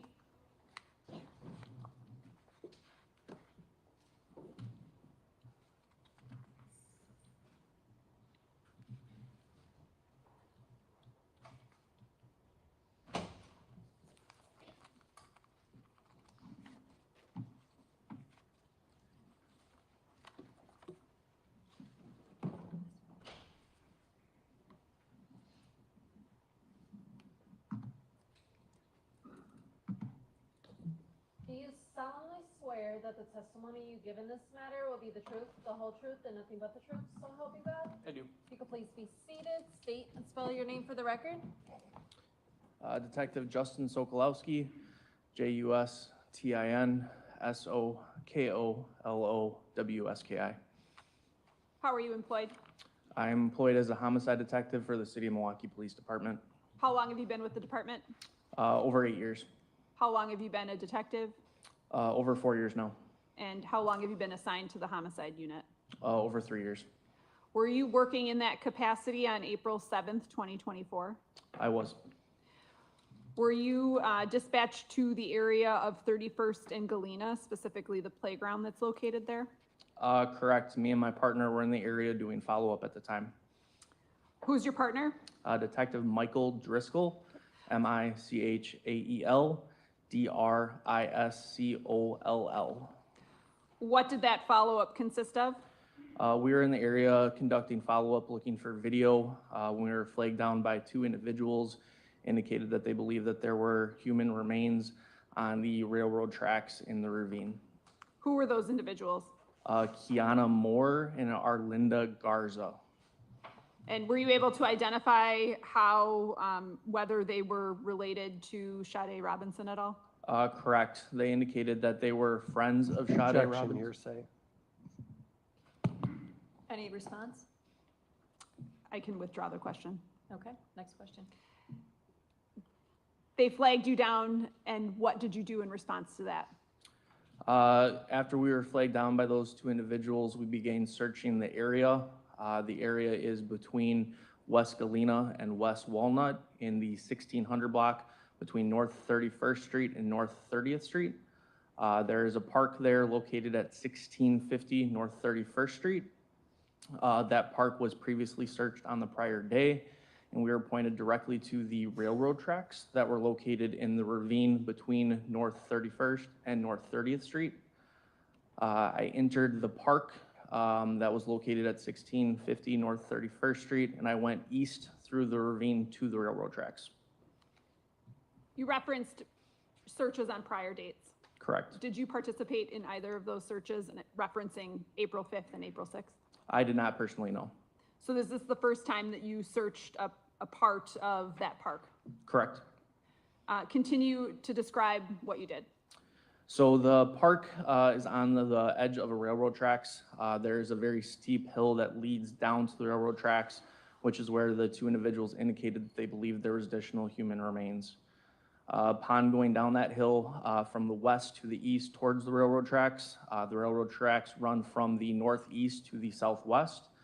And I observed what appeared to be a chunk of human bone just west of the railroad tracks and south of the gates that led us to the railroad tracks.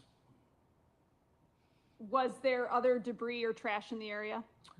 Correct. The area is very common to have illegal dumping, which there was multiple garbage bins, other animal debris and things along those nature in that area.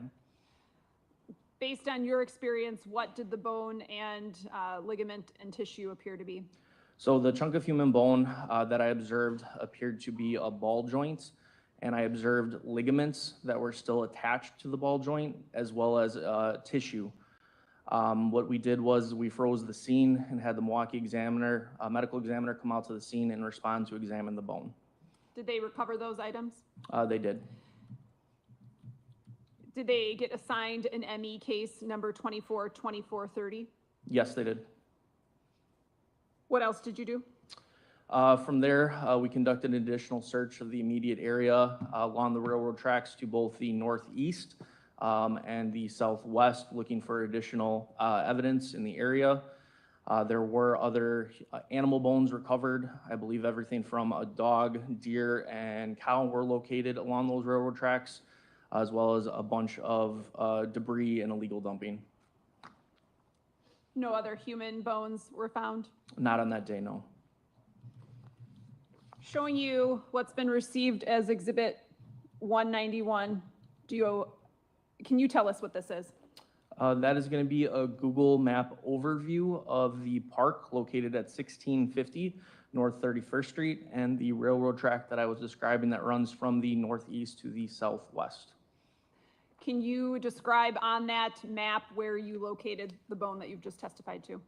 I can. So the circle directly to the right of foot location, there's a circle. If you follow that line to the white box that says proximal bone location, that is the approximate location where I discovered the hip joints. All right, I'm going to show you Exhibits 182 through 189. I don't object to these. Thank you, then I'll receive them into evidence at this point. Can you look at those and just let me know if you recognize what they are?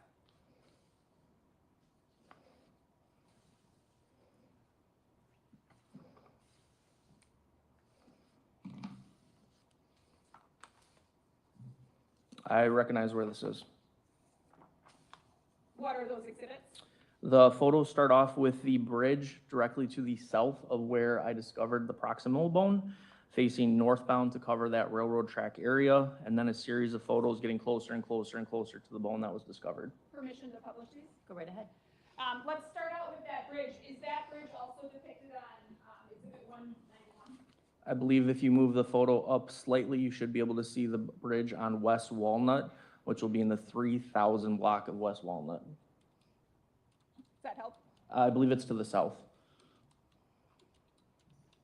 So you just barely catch the bridge there where you see Google. That is going to be the 3000 block.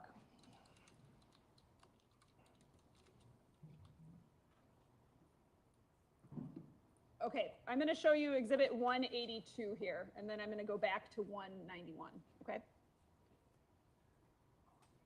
Okay, 182. Your testimony is that this is this southern bridge. down here. I'm mistaken. That's actually going to be the West Walnut Street on the north side, facing to the south. This one, Correct. okay.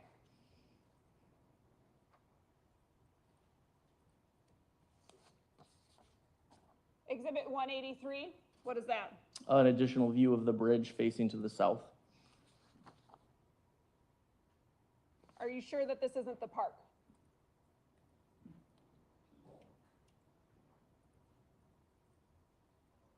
I believe that's going to be a view of the park from the south. Exhibit 184. What is That is going to be a view from the bridge facing down to the approximate location where the bone was recovered, and that's going to be the light that was set up due to it becoming dark at the time. Exhibit 185. Just a zoomed in version of that same photo. Exhibit 186. Another zoomed in photo of that same photo. These photos are getting darker as we go in sequence here. What time were you flagged down approximately? The initial time of being flagged down was about approximately 6 p.m. I would say by the time that it was discovered and that we had the crime scene investigator who takes our photos arrived on scene, it was probably about an hour to 2 hours later. And what is this a photo of, exhibit 186? That's just going to be the flashlight on the bone that was discovered, as well as you can see a yellow bag on the top right. That is going to be our evidence markers. Exhibit 187. Just a closer up photo of that same image. Okay, and there's an evidence marker number 1 there. Correct. Showing you exhibit 188. What is that? That is going to be a zoomed in photo of crime scene marker number 1 that we used, as well as a scale for reference due to size. And what about? So that's going to be 189. even a further zoomed in version of the bone that was discovered, showing the ligaments and the tissue that was observed on that bone. You testified at the beginning that you and Detective Driscoll were out canvassing the area for surveillance video. I believe that was our initial intention to be in the area, yes. Did you accomplish anything as it relates to that? Unfortunately, that night we did not recover any video. We were occupied by the bone recovery. Were you able to search for any surveillance video or not? There was numerous attempts on multiple days to get video in the area. You personally? On a later date, yes. Okay. But your assignment this night kind of shifted when you were flagged down. Correct. Nothing further. Cross? How many cases involving body parts would you say that MPD is involved in per year? I would not have an exact quote on that number. Is it something that you go years without even having to see that situation? I would say no. Meaning what? That you, in your 4 years as a detective, you saw something like this every year, or what? I wouldn't say every year, but there are cases where human remains are discovered in the city of Milwaukee. Is it important to be thorough? Yes. And isn't it true that MPD can preserve a crime scene if they wish to? Yes. With tape, right? Correct. Or even just by, in the homicide unit, just by stationing officers there, right? Correct. And for this park at 31st and Galena, was that ever done? I think in 2 separate occasions, yes. On a couple of two different occasions? Yes. Meaning that, what were those occasions? The day that we were flagged down, there was a pretty large crime scene set up to conduct a secondary search, and I believe a day prior it was done as well. And it appears that as the days are going by, different things are being located. Does that sound right? Yes. Meaning that it wasn't thorough the first time? The area is littered with extensive amounts of illegal dumping, trash bags that are mountains high, tire piles. It is a very common area for illegal dumping. So it is very hard in that area to do search everything. So you wouldn't say that it was sloppy, you would just say it was difficult. It was very difficult. But you would agree that something like this ought to be given the highest degree of attention and care, right? Yes, In that once a crime scene is folded up, so to speak, or ended, then the public can have access to it, right? correct. And that happened here in this case a few times, right? Correct. Upon my arrival on the 7th, there was no crime scene established. It was reestablished once new evidence was located. Thank you, that's all. State? Nothing further. Thank you, Detective. State your next witness. Detective Michael Brownrider.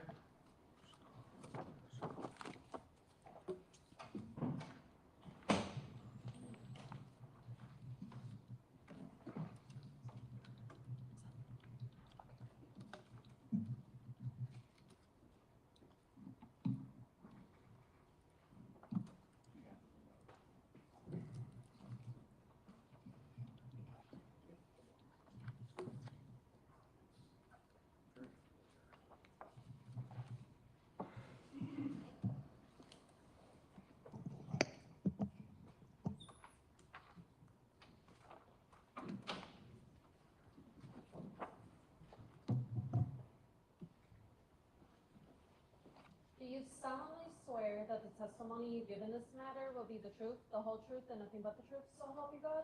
I do. You could please be seated, state and spell your name for the record.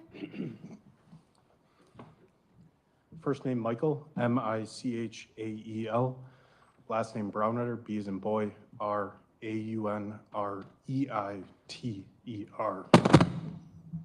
Are you a detective with the Milwaukee Police Department? Yes, I am. What unit are you assigned to? The homicide division. How long have you been a detective? Since 2021.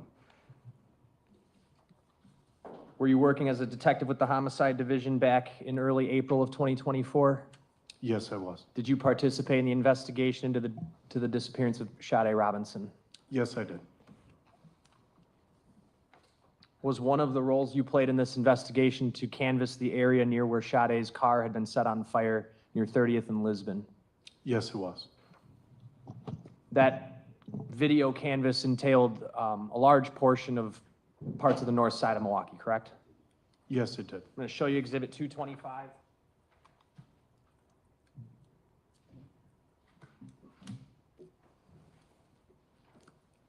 This is a map of a part of the city and county of Milwaukee. Yes, it is. Move 225 and ask to publish. Any objection? No. Received, go ahead.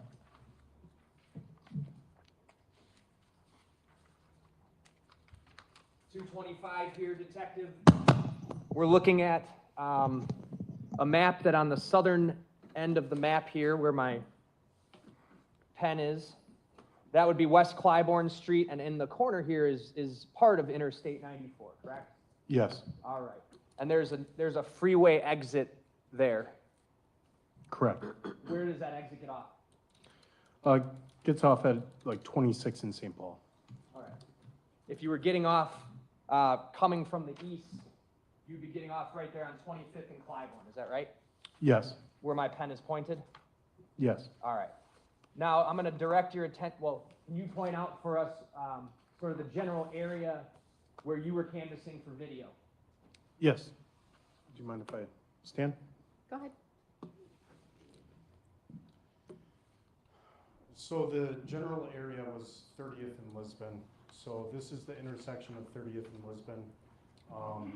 The Can you skeletal. pull the microphone by you? The other one. The other one. The remains had been found in a park near 30th and Walnut, like 31st and Walnut. And the fire had been on the corner of 30th and Lisbon just to the north and a little bit to the east in the alleyway. So my main focus was just in this general area spanning from North Avenue south to Cherry, 27th to 35th. That was your main focus originally, right? Yes, And eventually you searched other parts of this map video that we'll get to later, correct? yes, I did. Okay. The playground where the body parts were found, it's not marked by green on this map, but it's right here, is that correct? Yes, you can see the railroad tracks coming from the left side of the screen here, kind of in a I guess half circle where they turn north and then they point due north or travel due north through Lisbon Avenue. Were you able to find videos in the area of where Miss Robinson's car was burned that depicted her Honda Civic? Yes, I was. Driving. Yes. I'm going to show you on the screen now what I have marked as Exhibit 194. I'm going to go back to the map in a moment. I just want you to take a look at this quick. It's not on the screen there. Okay. You recognize this camera footage? Yes, I do. Is this camera footage from the address of 2001 North 30th Street? Yes, it is. And you recovered this footage yourself? Yes, I did. I moved 194 into evidence. Any objection? None. It's received. When we're looking at 225, we see, can you point out to 225 where this video footage is in relation to where her car was burned? Yes, so 2001 North 30th Street is the corner of 30th and Brown. Particularly, that's the, it would be the northwest corner of the intersection of 30th and Brown.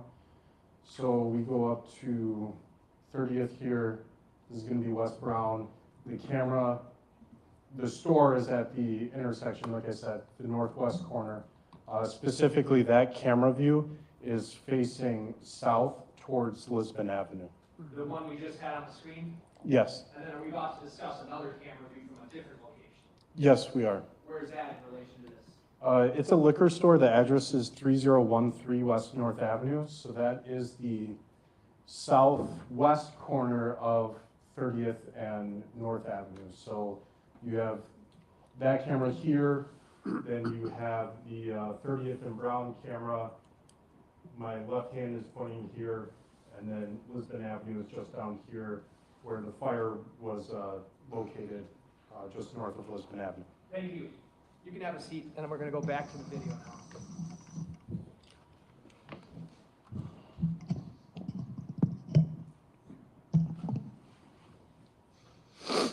The date and time stamp that's on this camera are up in the left-hand corner, correct?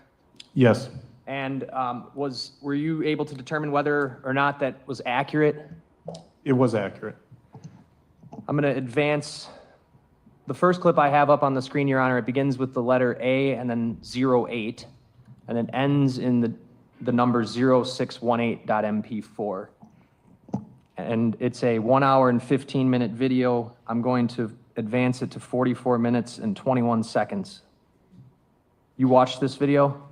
Yes, I did. Extensively? Yes. All right. The closest I could get was 44:16, so we're just going to do that.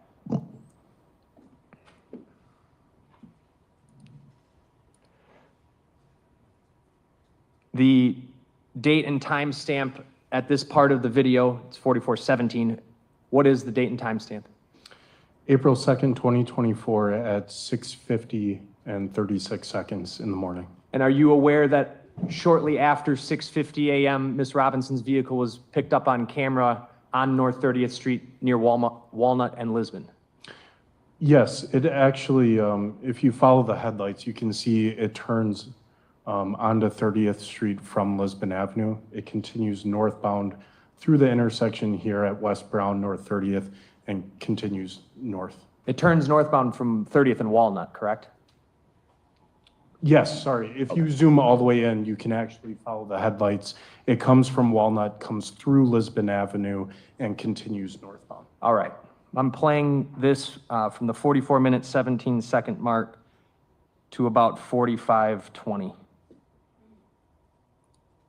So we're going to see it coming from the south? Yes, that's the top right corner.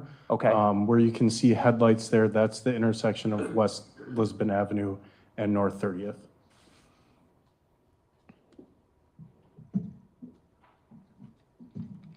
So this is just a continuation of where that vehicle is picked up at the liquor store down on 29th and Lisbon, correct?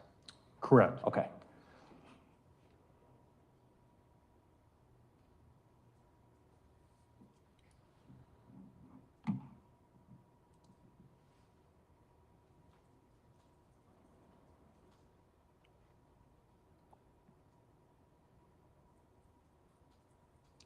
What do you notice about the vehicle? You can see the damage to the passenger side. The fog light is burnt out or broken. Are the wipers going? Yes. And it just passed the camera going north? Yes. Okay, paused it at 45:21. Going to advance it to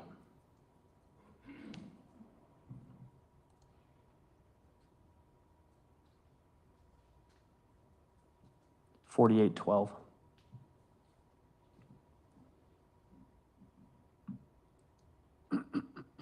(48:14).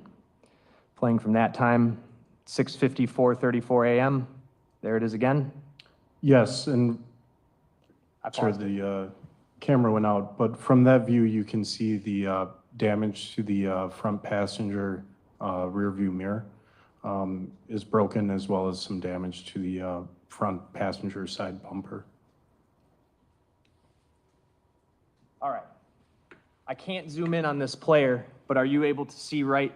You're saying that this front passenger mirror appears to be dangling? Yes. Okay. And I have it paused at 48 minutes, 19 seconds, 6:54:38 a.m. What about the windows? They're all fogged up. Is that kind of something you noticed in other videos you watched as well? Yes, it is. Playing from that timestamp. Paused again because the TVs went out.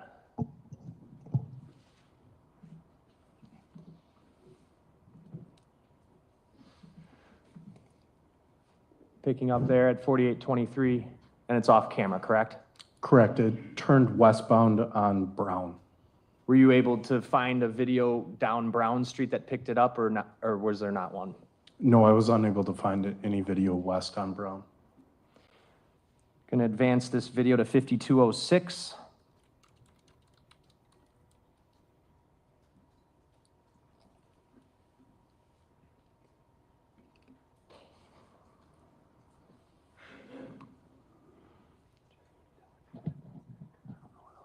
I'm going to play from 52:03. It says 6:58:22 a.m. if we get it back.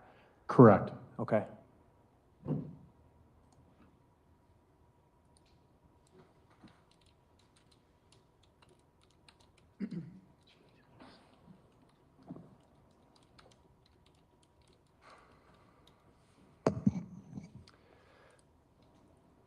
All right, playing again at 6:58:28. And now what's the vehicle doing? It came from the west on Brown Street. It's going to turn northbound on North 30th Street, where it's captured on video at 3013 West North Avenue. The video we'll watch next, correct? Correct. All right. Last part of this clip, I'm going to advance it to 54:03.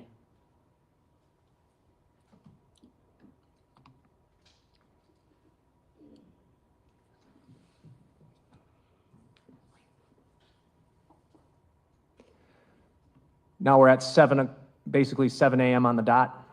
Yes. 7 a.m. and 22 seconds, playing from there.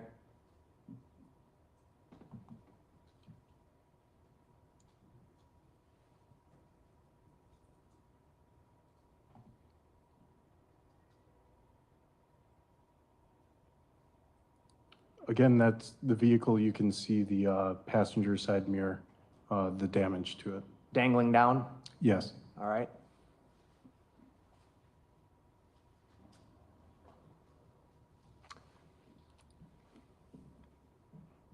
And what does the vehicle do? It continues southbound towards Lisbon Avenue, and you can, if you zoom in, you can see that it actually turns westbound on Lisbon Avenue.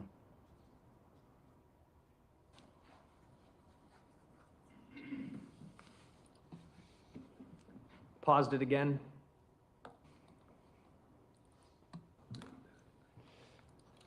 All right. So it's way up here in the corner going towards Lisbon, correct? Correct. All right. And before Lisbon Avenue, which is difficult, almost impossible to see, the car would be able to turn into the alley where it was eventually set on fire, correct? Correct. All right. I'm going to bring up the next clip. It starts with A08 and ends in 2150. Sorry. Got to get the right player up.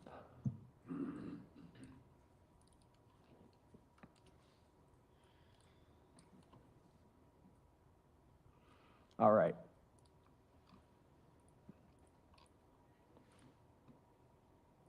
So we're at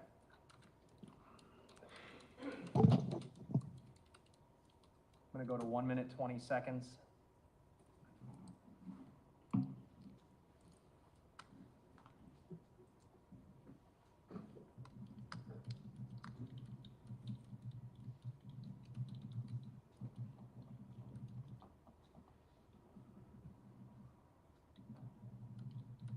All right. Very, very faintly up in the corner, are you going to be able to see that car turn off of Lisbon and go into that alley? Yes, All right, but it's really faint, right? correct. Okay. I'm going to play from 120 to 149.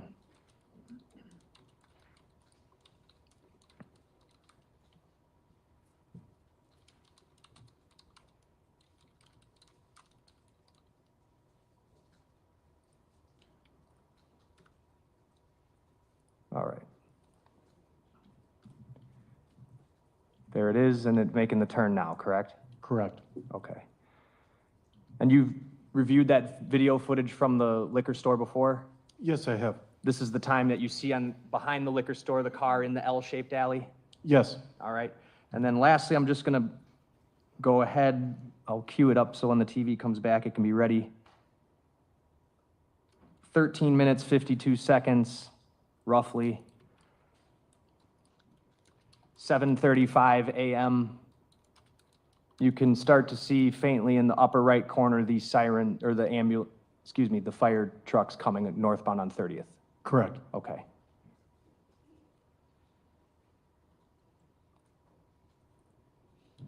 Paused at 14:08. So just to, well, never mind. I'm going to move on to the next video before I do that. The next is going to be Exhibit 195.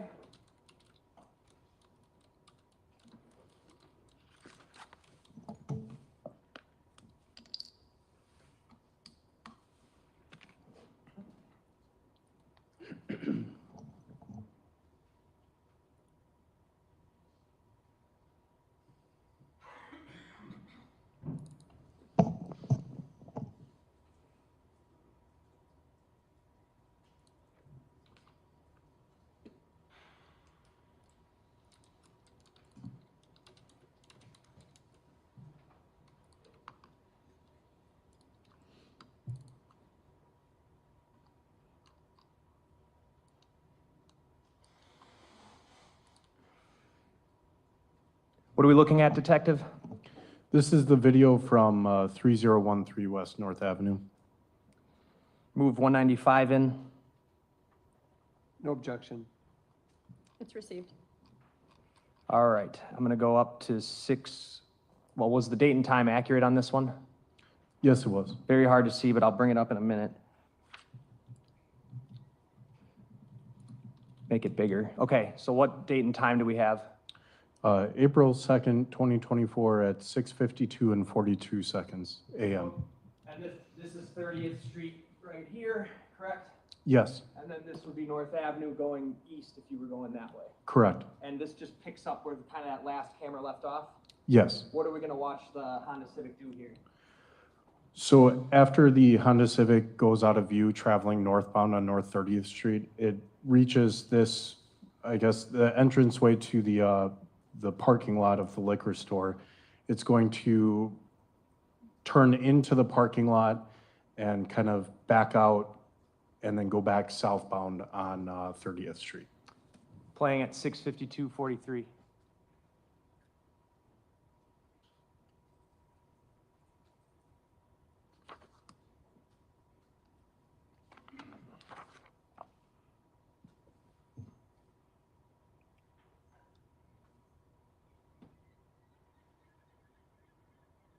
So it gets to North Avenue, then it decides to turn back south. Correct. And that's where we pick it up again on that other video? Yes, at 2001 North 30th. Okay. Let me advance this to 6:59:07, or as close as I can get. And this is that second pass as it's going up 30th Street between Brown and North? Yes.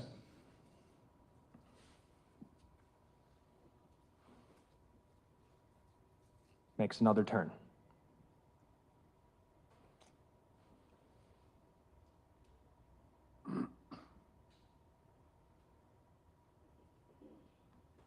It's off camera by what time?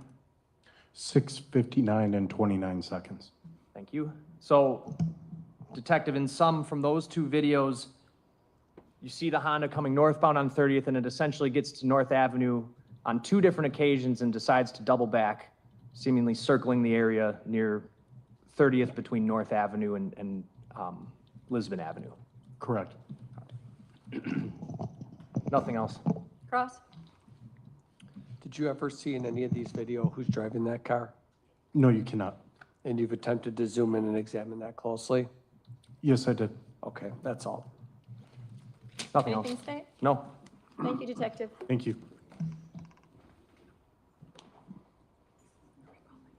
Yeah, I will recall this witness at a later time. The next witness is Detective Thaddius Shimls.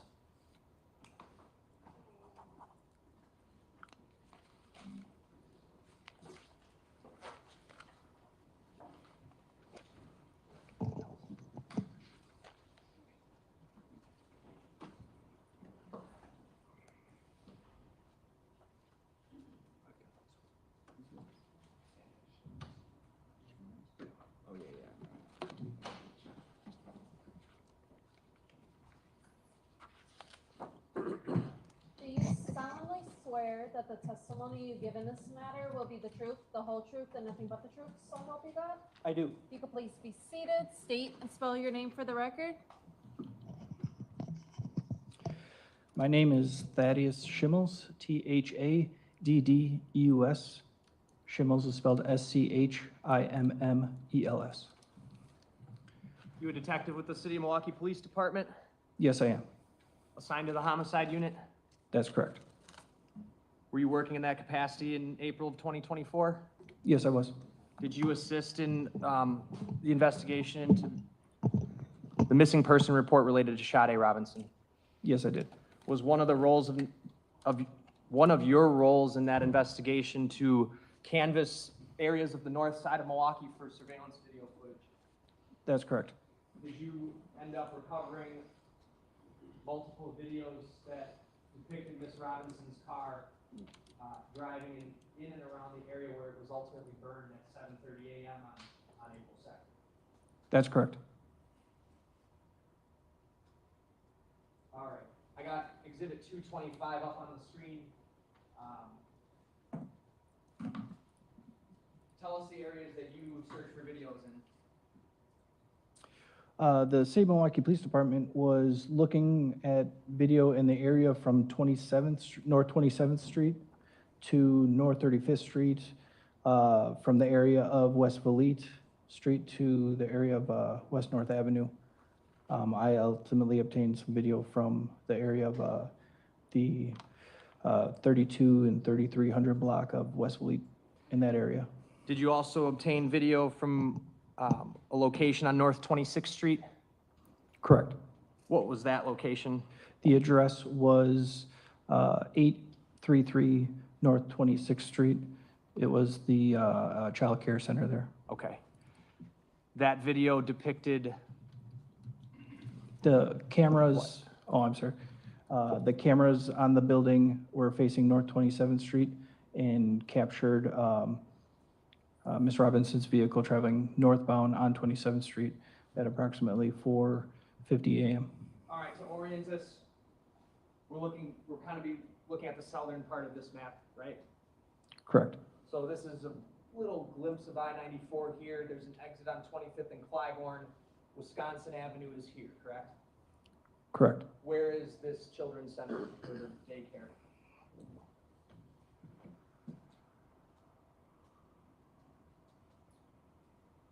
be 26th Street here, and then just around Wells.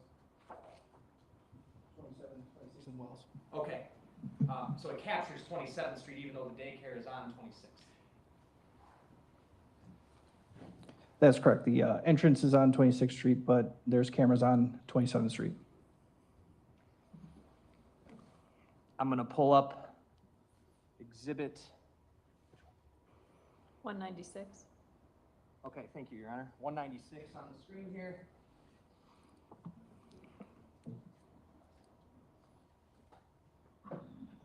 Just take a moment, hopefully.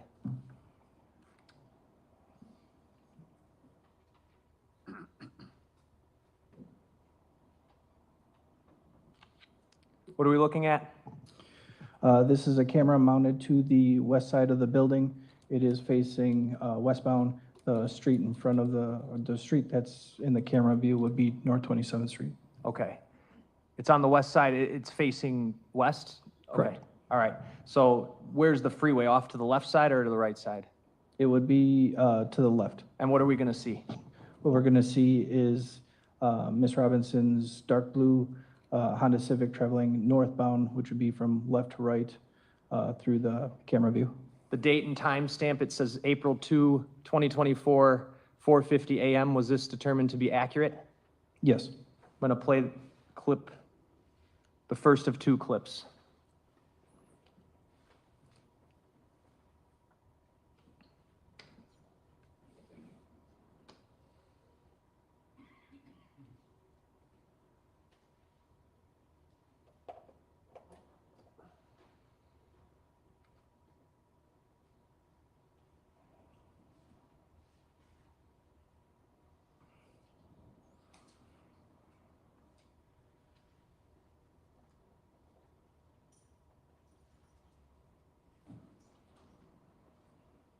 Is that it?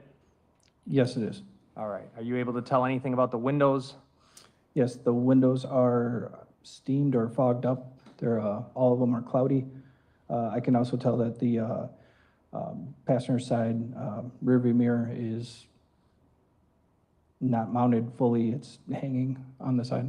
Was that something that you were specifically looking for in videos? I mean, was that something you had known prior to your video canvas? It was developed during the video canvas, but yes, we were became aware that there's those distinctions noticed about the vehicle. Playing it again.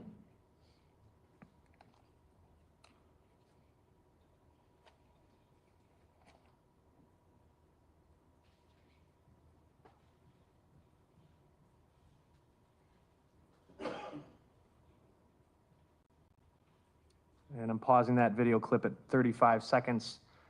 Timestamp is 4:50:36 a.m. and I'm going to play the second clip.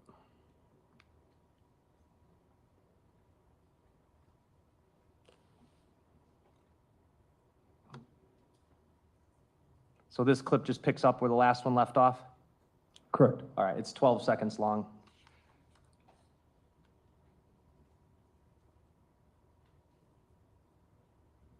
And that's the vehicle going through? That's correct. All right. Are you able to see on this video too whether or not the windows appear to be foggy? Yes, they are. One more time.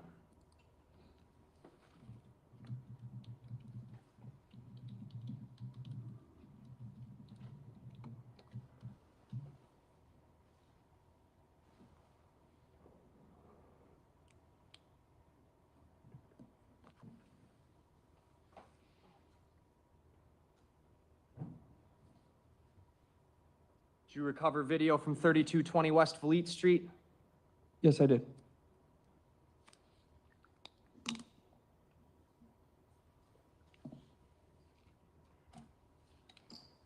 going to pull up here Exhibit 199.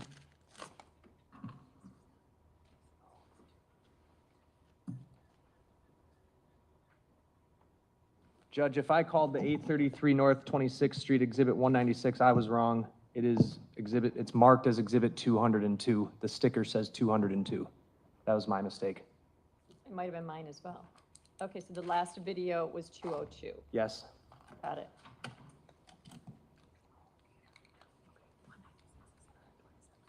And And this one's 199? This one is 199. What is 3220 West Fleet Street? The location is a Community Care Incorporated.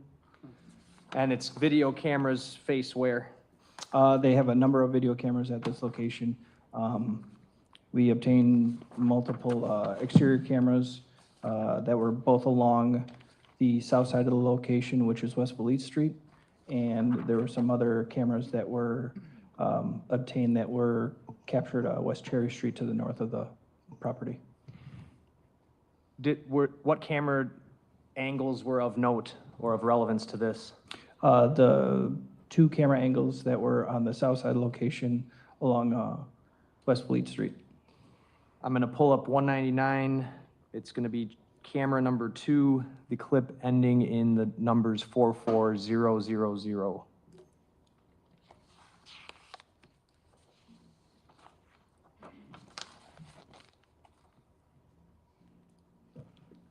All right, orient us if you can. Do you want the map? Well, why don't you describe it first, then we'll go to the map. Again, the building itself is a larger building. This would be located, the camera's on the south side of the building. It's both marked and it's facing in a southwestern direction. The camera itself is specifically titled Bolete Southwest. What you see is the sidewalk in front of the building in West Bolete Street facing in a western direction. The set of green lights right there would be 33rd Street, and then in the distance you can see red lights of 35th Street. So this camera is facing southwest, and then there's gonna be another camera watching that's facing southeast, right? Yes. All right. And the date and timestamp on this one? It was 1 minute slow to the actual time. I'd move 199 in. Any objection? No. 199 is received. Now, we had just watched the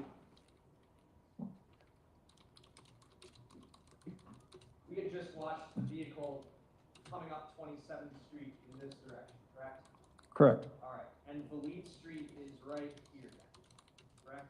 Correct. So what we're about to see is the car passing by Bolete Street minutes after we just saw it on video going north on 27th away from Interstate 94? Correct. Okay.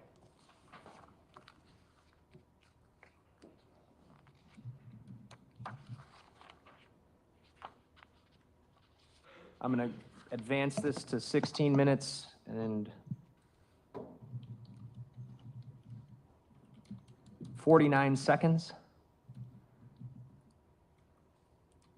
The time up on the top here says 4:56:49, but that's probably more 4:57:49, correct?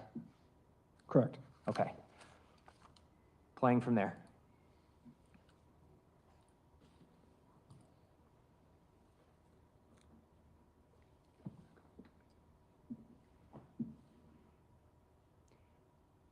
And there's the car?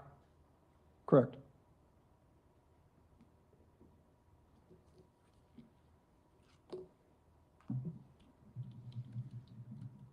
So it went through 33rd Street then? Yes. Up to 35th? Correct. Okay.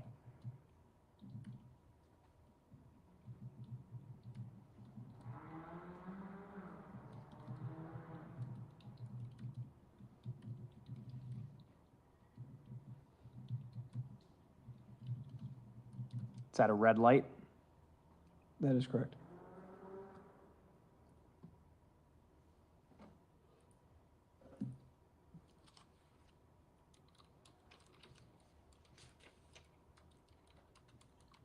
What's it going to do? Once the red light changes in the distance on North 35th Street, it's going to make a left turn to travel southbound on North 35th Street.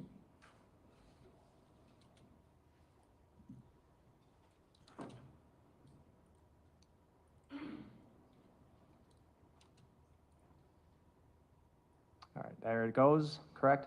Correct. Paused it at 18:21. And Detective, just in your experience from driving these areas, is that the approximate time it would take to get from that children's center camera to here? Yes. Okay. Going to advance the video to 3320.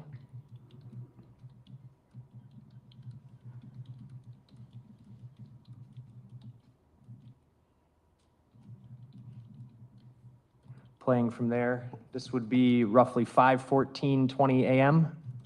That's correct. And what are we going to see off in the distance there?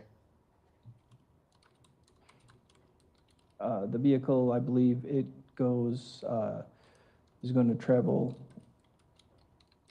Turn south there? yes, it was traveling eastbound on West Fleet Street, and then it turned south on North 33rd Street. There's another camera we're going to watch that's going to show that same turn from that intersection, right? Yes, that is correct.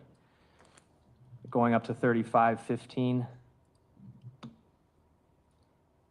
5:16:12 a.m. Correct. There it is again, right?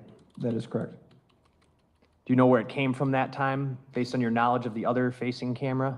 Yes, it was actually traveling northbound on North 32nd Street, had turned left to travel westbound on West Fleet Street, and is going to again turn onto southbound on North 35th Street. So this is its second southbound turn from Valete onto North 35th Street in like the past 15 to 20 minutes. Correct.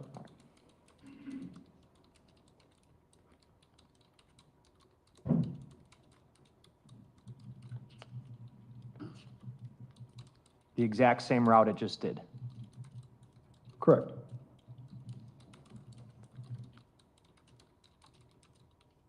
And there it goes.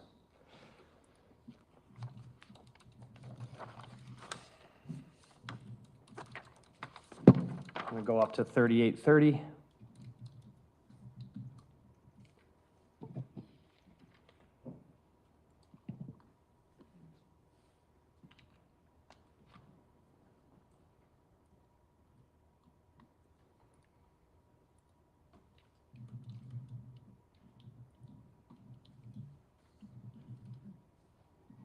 All right, now the TV's back. We're up to 5:19:28 a.m., Detective?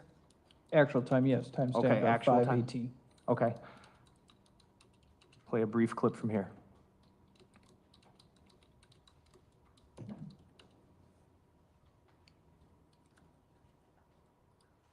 Paused it.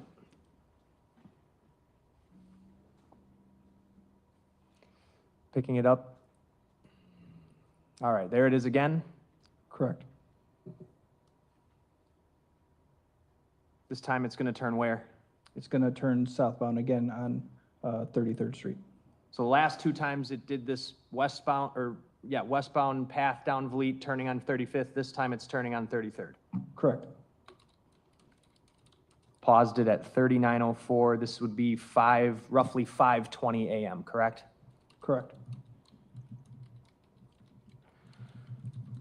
I'm going to switch over to channel 4, or camera 4, clip ending in 4400.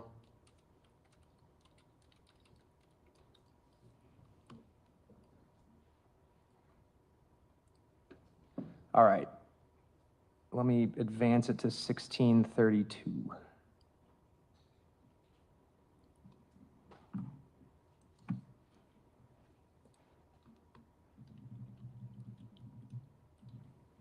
All right, it's at 1638. Up in the left here, we've got April 2nd. This is going back to that first clip we watched where it's coming westbound on Valete, but we're just looking at the different angle, right? That is correct. And those set of lights down there would be what lights? That will be Ms. Robinson's vehicle traveling westbound on West Fleet from North 27th Street. Sorry, I meant the traffic lights. What I'm street sorry. would that be over there? Lights in the distance would be North 27th Street. So if the car had been going north on 27th Street, like we saw in the Children's Center video, all it had to do is get up to Valete and then make a left-hand turn. Correct. Is that what we're seeing here? Yes, sir. And then it just comes past on passing 32nd and Valete. I'm just going to object to leading questions at this point. I'll rephrase them. Go ahead. I played it from about 1645. Is that the car? Yes. Are you able to tell anything about the windows as you watched this? Yes, the windows appear fogged or steamed up. Again, the rear view mirror on the passenger side is hanging, and the front lower fog lamp is, looks not like the other one. Okay.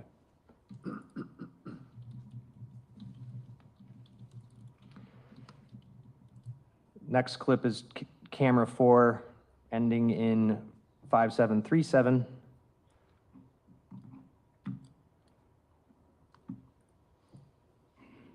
All right, same camera angle, just next clip, and I'm going to advance it to 20 minutes, 49 seconds.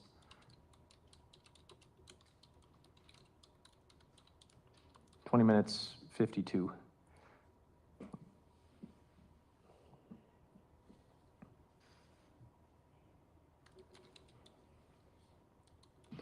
Now you can barely see North 32nd Street there, correct? That's correct. It's a T intersection there. What are we going to see the car doing here? So you're going to first see the street light up as though there's a vehicle there, the headlights of a vehicle that's stopped there. It's going to be stopped there for what appears to be an extended amount of time, just for the fact that there doesn't appear to be any other cross traffic. And then the vehicle come into the camera view just momentarily as it turns left to go westbound on West Fleet again. So it stops right here a little off camera is what you're saying? Yes. And you're able to tell that how? Even though you can't see the car, how can you tell? Again, the street will illuminate with headlights from the vehicle itself. Playing at 2052. You see the lights? Yes. And are you able to see the windshield? Yes, the windshield is fogged and cloudy. And in this frame, are you able to see the front passenger rear view mirror? Yes. What does it look like to you? It is angled downwards as though it's not fully mounted or damaged.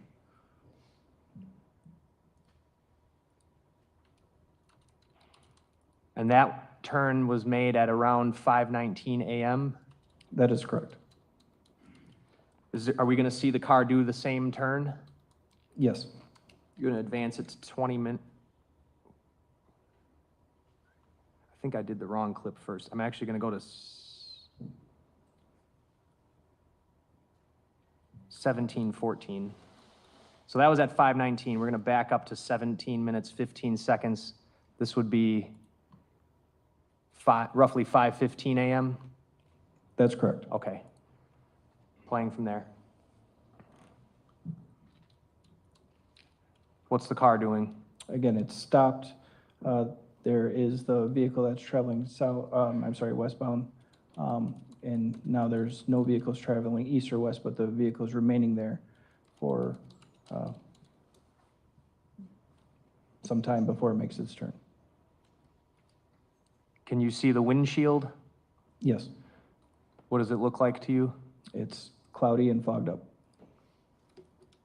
And on where I have it paused here at 17 minutes, 41 seconds, can you see the front passenger rear view mirror? Yes, it's angled downwards. It appears to be hanging.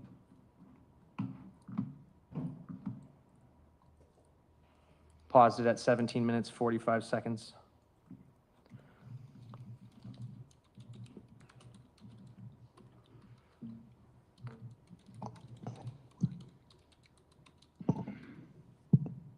If I didn't move 199 in, I would do that. You did 199, you didn't do 202. Then I would move 202 in. Any objection? No. It's received. I would, I could go on to the next one, but if you wanted to break here, I'd leave it up to the court. We can keep going. Maybe one more. Okay, I And then we'll break. have actually a quick one. I'll do that. All right, did you get a ring video from an address on McKinley? Yes. What was the address? The address was 3332 West McKinley. I'm going to show you what is marked as Exhibit 200. This is a brief clip, right, Detective? Correct. Okay. While I pull that up,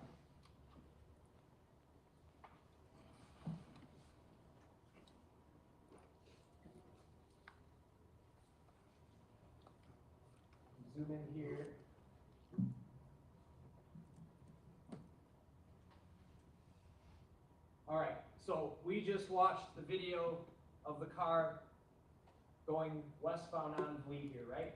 Correct. And then we watched it make some southbound turns onto 35th here, correct? Correct. And then we also watched it make one southbound turn on 33rd Street here, right? Correct. After it made one of those southbound turns onto 35th Street, is that shortly after it goes off camera there? Did you catch on camera at this McKinley address? Yes. Where is that address? The address?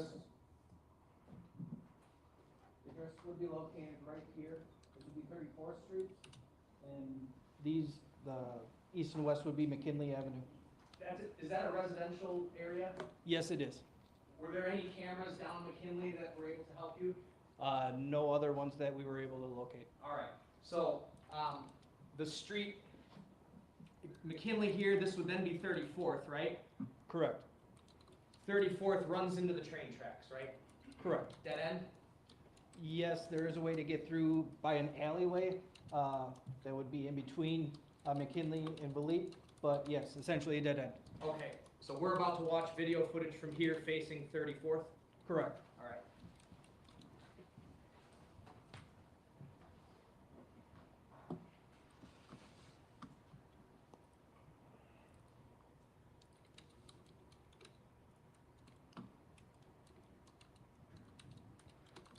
Is this the video? Oh, sorry, I gotta hit the button.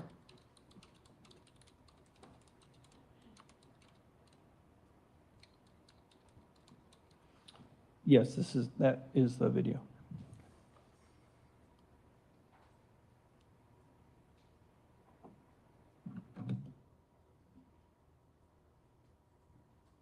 Let me get the volume on here.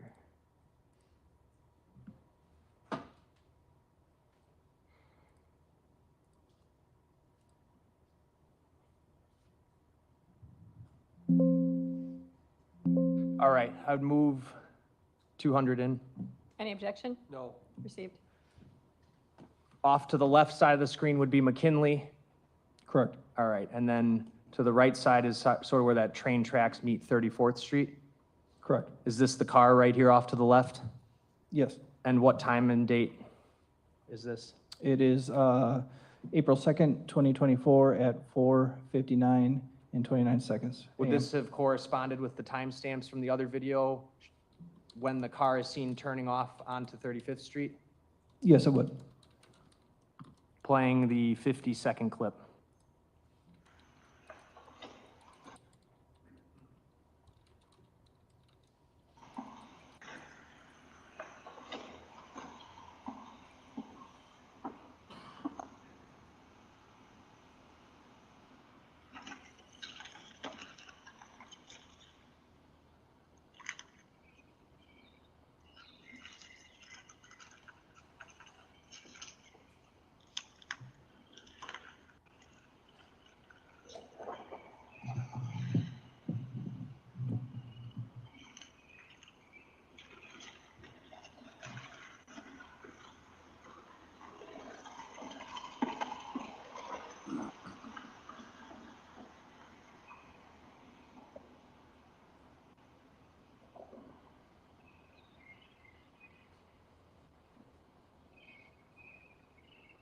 What'd you observe the car do?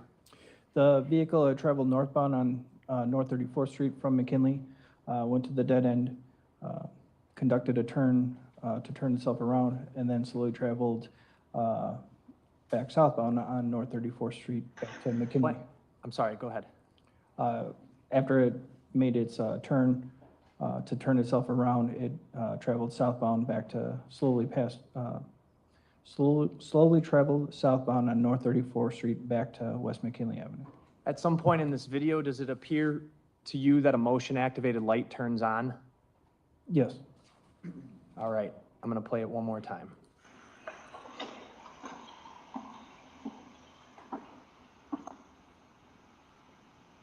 Right there? Correct. And as the car passed, were you able to see whether or not the windows appear fogged? They do.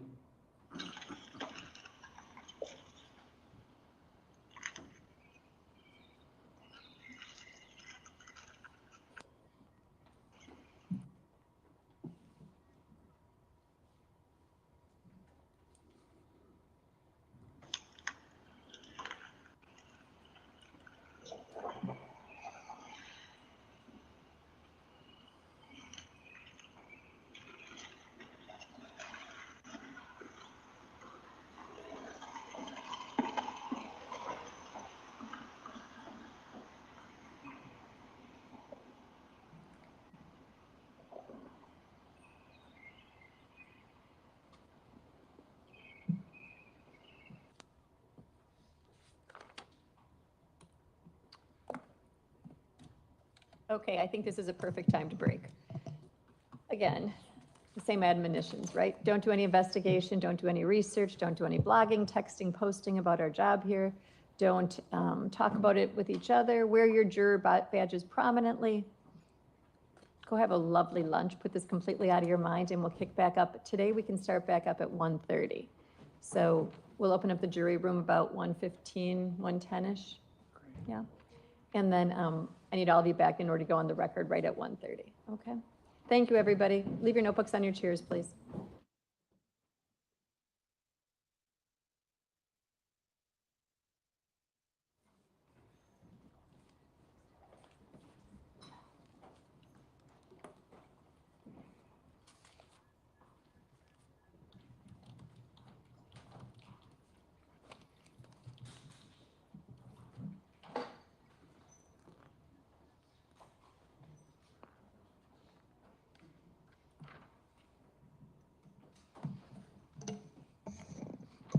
See right at 1:30.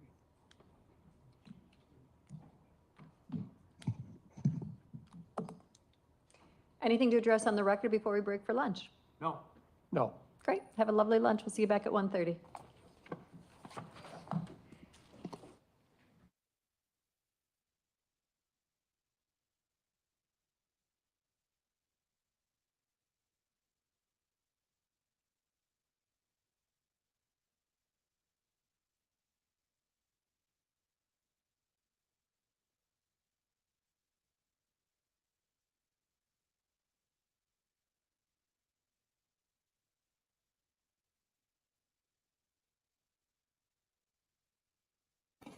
Okay, guys. Let me see. Let me see where we are. So they. Ooh.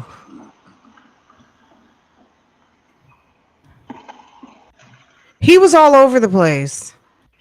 It's really weird.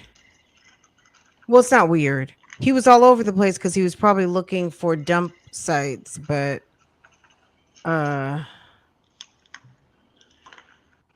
59 and 29 seconds. Would this have corresponded with the timestamps from the other video when the car is seen turning off onto 35th Street? Yes, it would. Playing the 50. who thinks they're going to end up with some footage that's going to there's going to be a piece of footage. His lawyer, when they were standing up, who thinks that at a certain point there's going to be a footage? We already know that look at his lawyer, girl, dumbfounded. We already know that we see him walking the streets near the fire. Like, sir, what were you doing? What were you doing? Hopefully there's some ring footage showing his ass walking home and like walking up to his door, like at that time with the backpack on. It's just a matter of time for them to get to the footage that the jury is going to be like, motherfucker. Okay.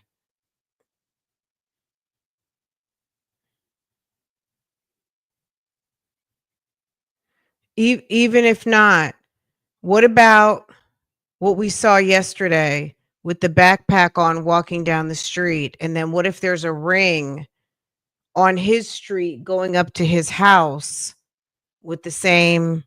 What if when they get to the search at his house and they show them nasty, ugly shoes and the backpack? You know what I mean? We don't know what they're gonna, there's still a lot more to go. But this was some good video. Look how crispy it is. It's just a matter of time. They've got way too much video for them to have not caught a little bit more. I'm just pretty optimistic that there's same admonitions, right? Don't do any investigation, don't do any research, don't do yeah, any don't if you don't do it. Just keep it moving. There's more. Okay. You guys, I think I'm gonna take a break. Okay. did she give our regular time to meet back at 3:00? Hold on, let's see. I sped right through the message. All right, I'm gonna. Right Did he there, go down to a, Correct. and as appear fogged. They,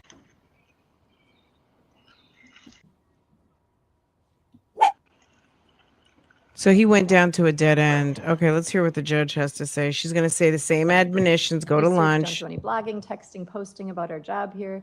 Don't talk about it with each other. Wear your juror badges prominently. Go have a lovely lunch. Put this completely out of your mind, and we'll kick back up. Today, we can start back up at 1:30. So Short we'll lunch today? What in the world? How is it a shorter lunch? We've been getting 2 hours for lunch. I have 3 days to catch up on. You got it. You got it. We're going to take a break though. I don't think I'm coming back for lunch today. Sis Tad, okay? But we're going to start back. So 1:30 Central, which means 2:30 our time.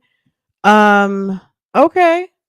I'll see you guys at like 2:35, 2:40, because you know that we got to give them about 5 or 10 minutes to go to the bathroom. They don't start on time, but I'm not mad at their schedule at all. I like this judge is very laid back. She's very much giving, yeah. I think she wants people on time. I bet you she could get real nasty if she wanted to, but she's very laid back. We'll see you guys at 2:30 our time. Girl, okay. I'm going to go ahead and put up a live though, so we've got a space and you guys can go ahead and hit your notifications, like the individual notify me's, because baby, these notifications for this trial are not going out. I put up a Nesto and baby, people flock. But on Maxwell Anderson, baby, Maxwell Anderson is baby. So I'm going to go ahead and put the live up and then you guys, I'll see you guys at roll us over. Okay. You guys love this automation. Okay, hold on a second. Let me open up another tab. Let me open a tab. Okay, Bougie Gang has requested. It's like all you have to do is ask. And since you asked, why not, right? Let me do for my booze, okay? Give me just a second. Okay. Let's Ooh. I don't even have the title right. Okay, here's the title. All right, let's see.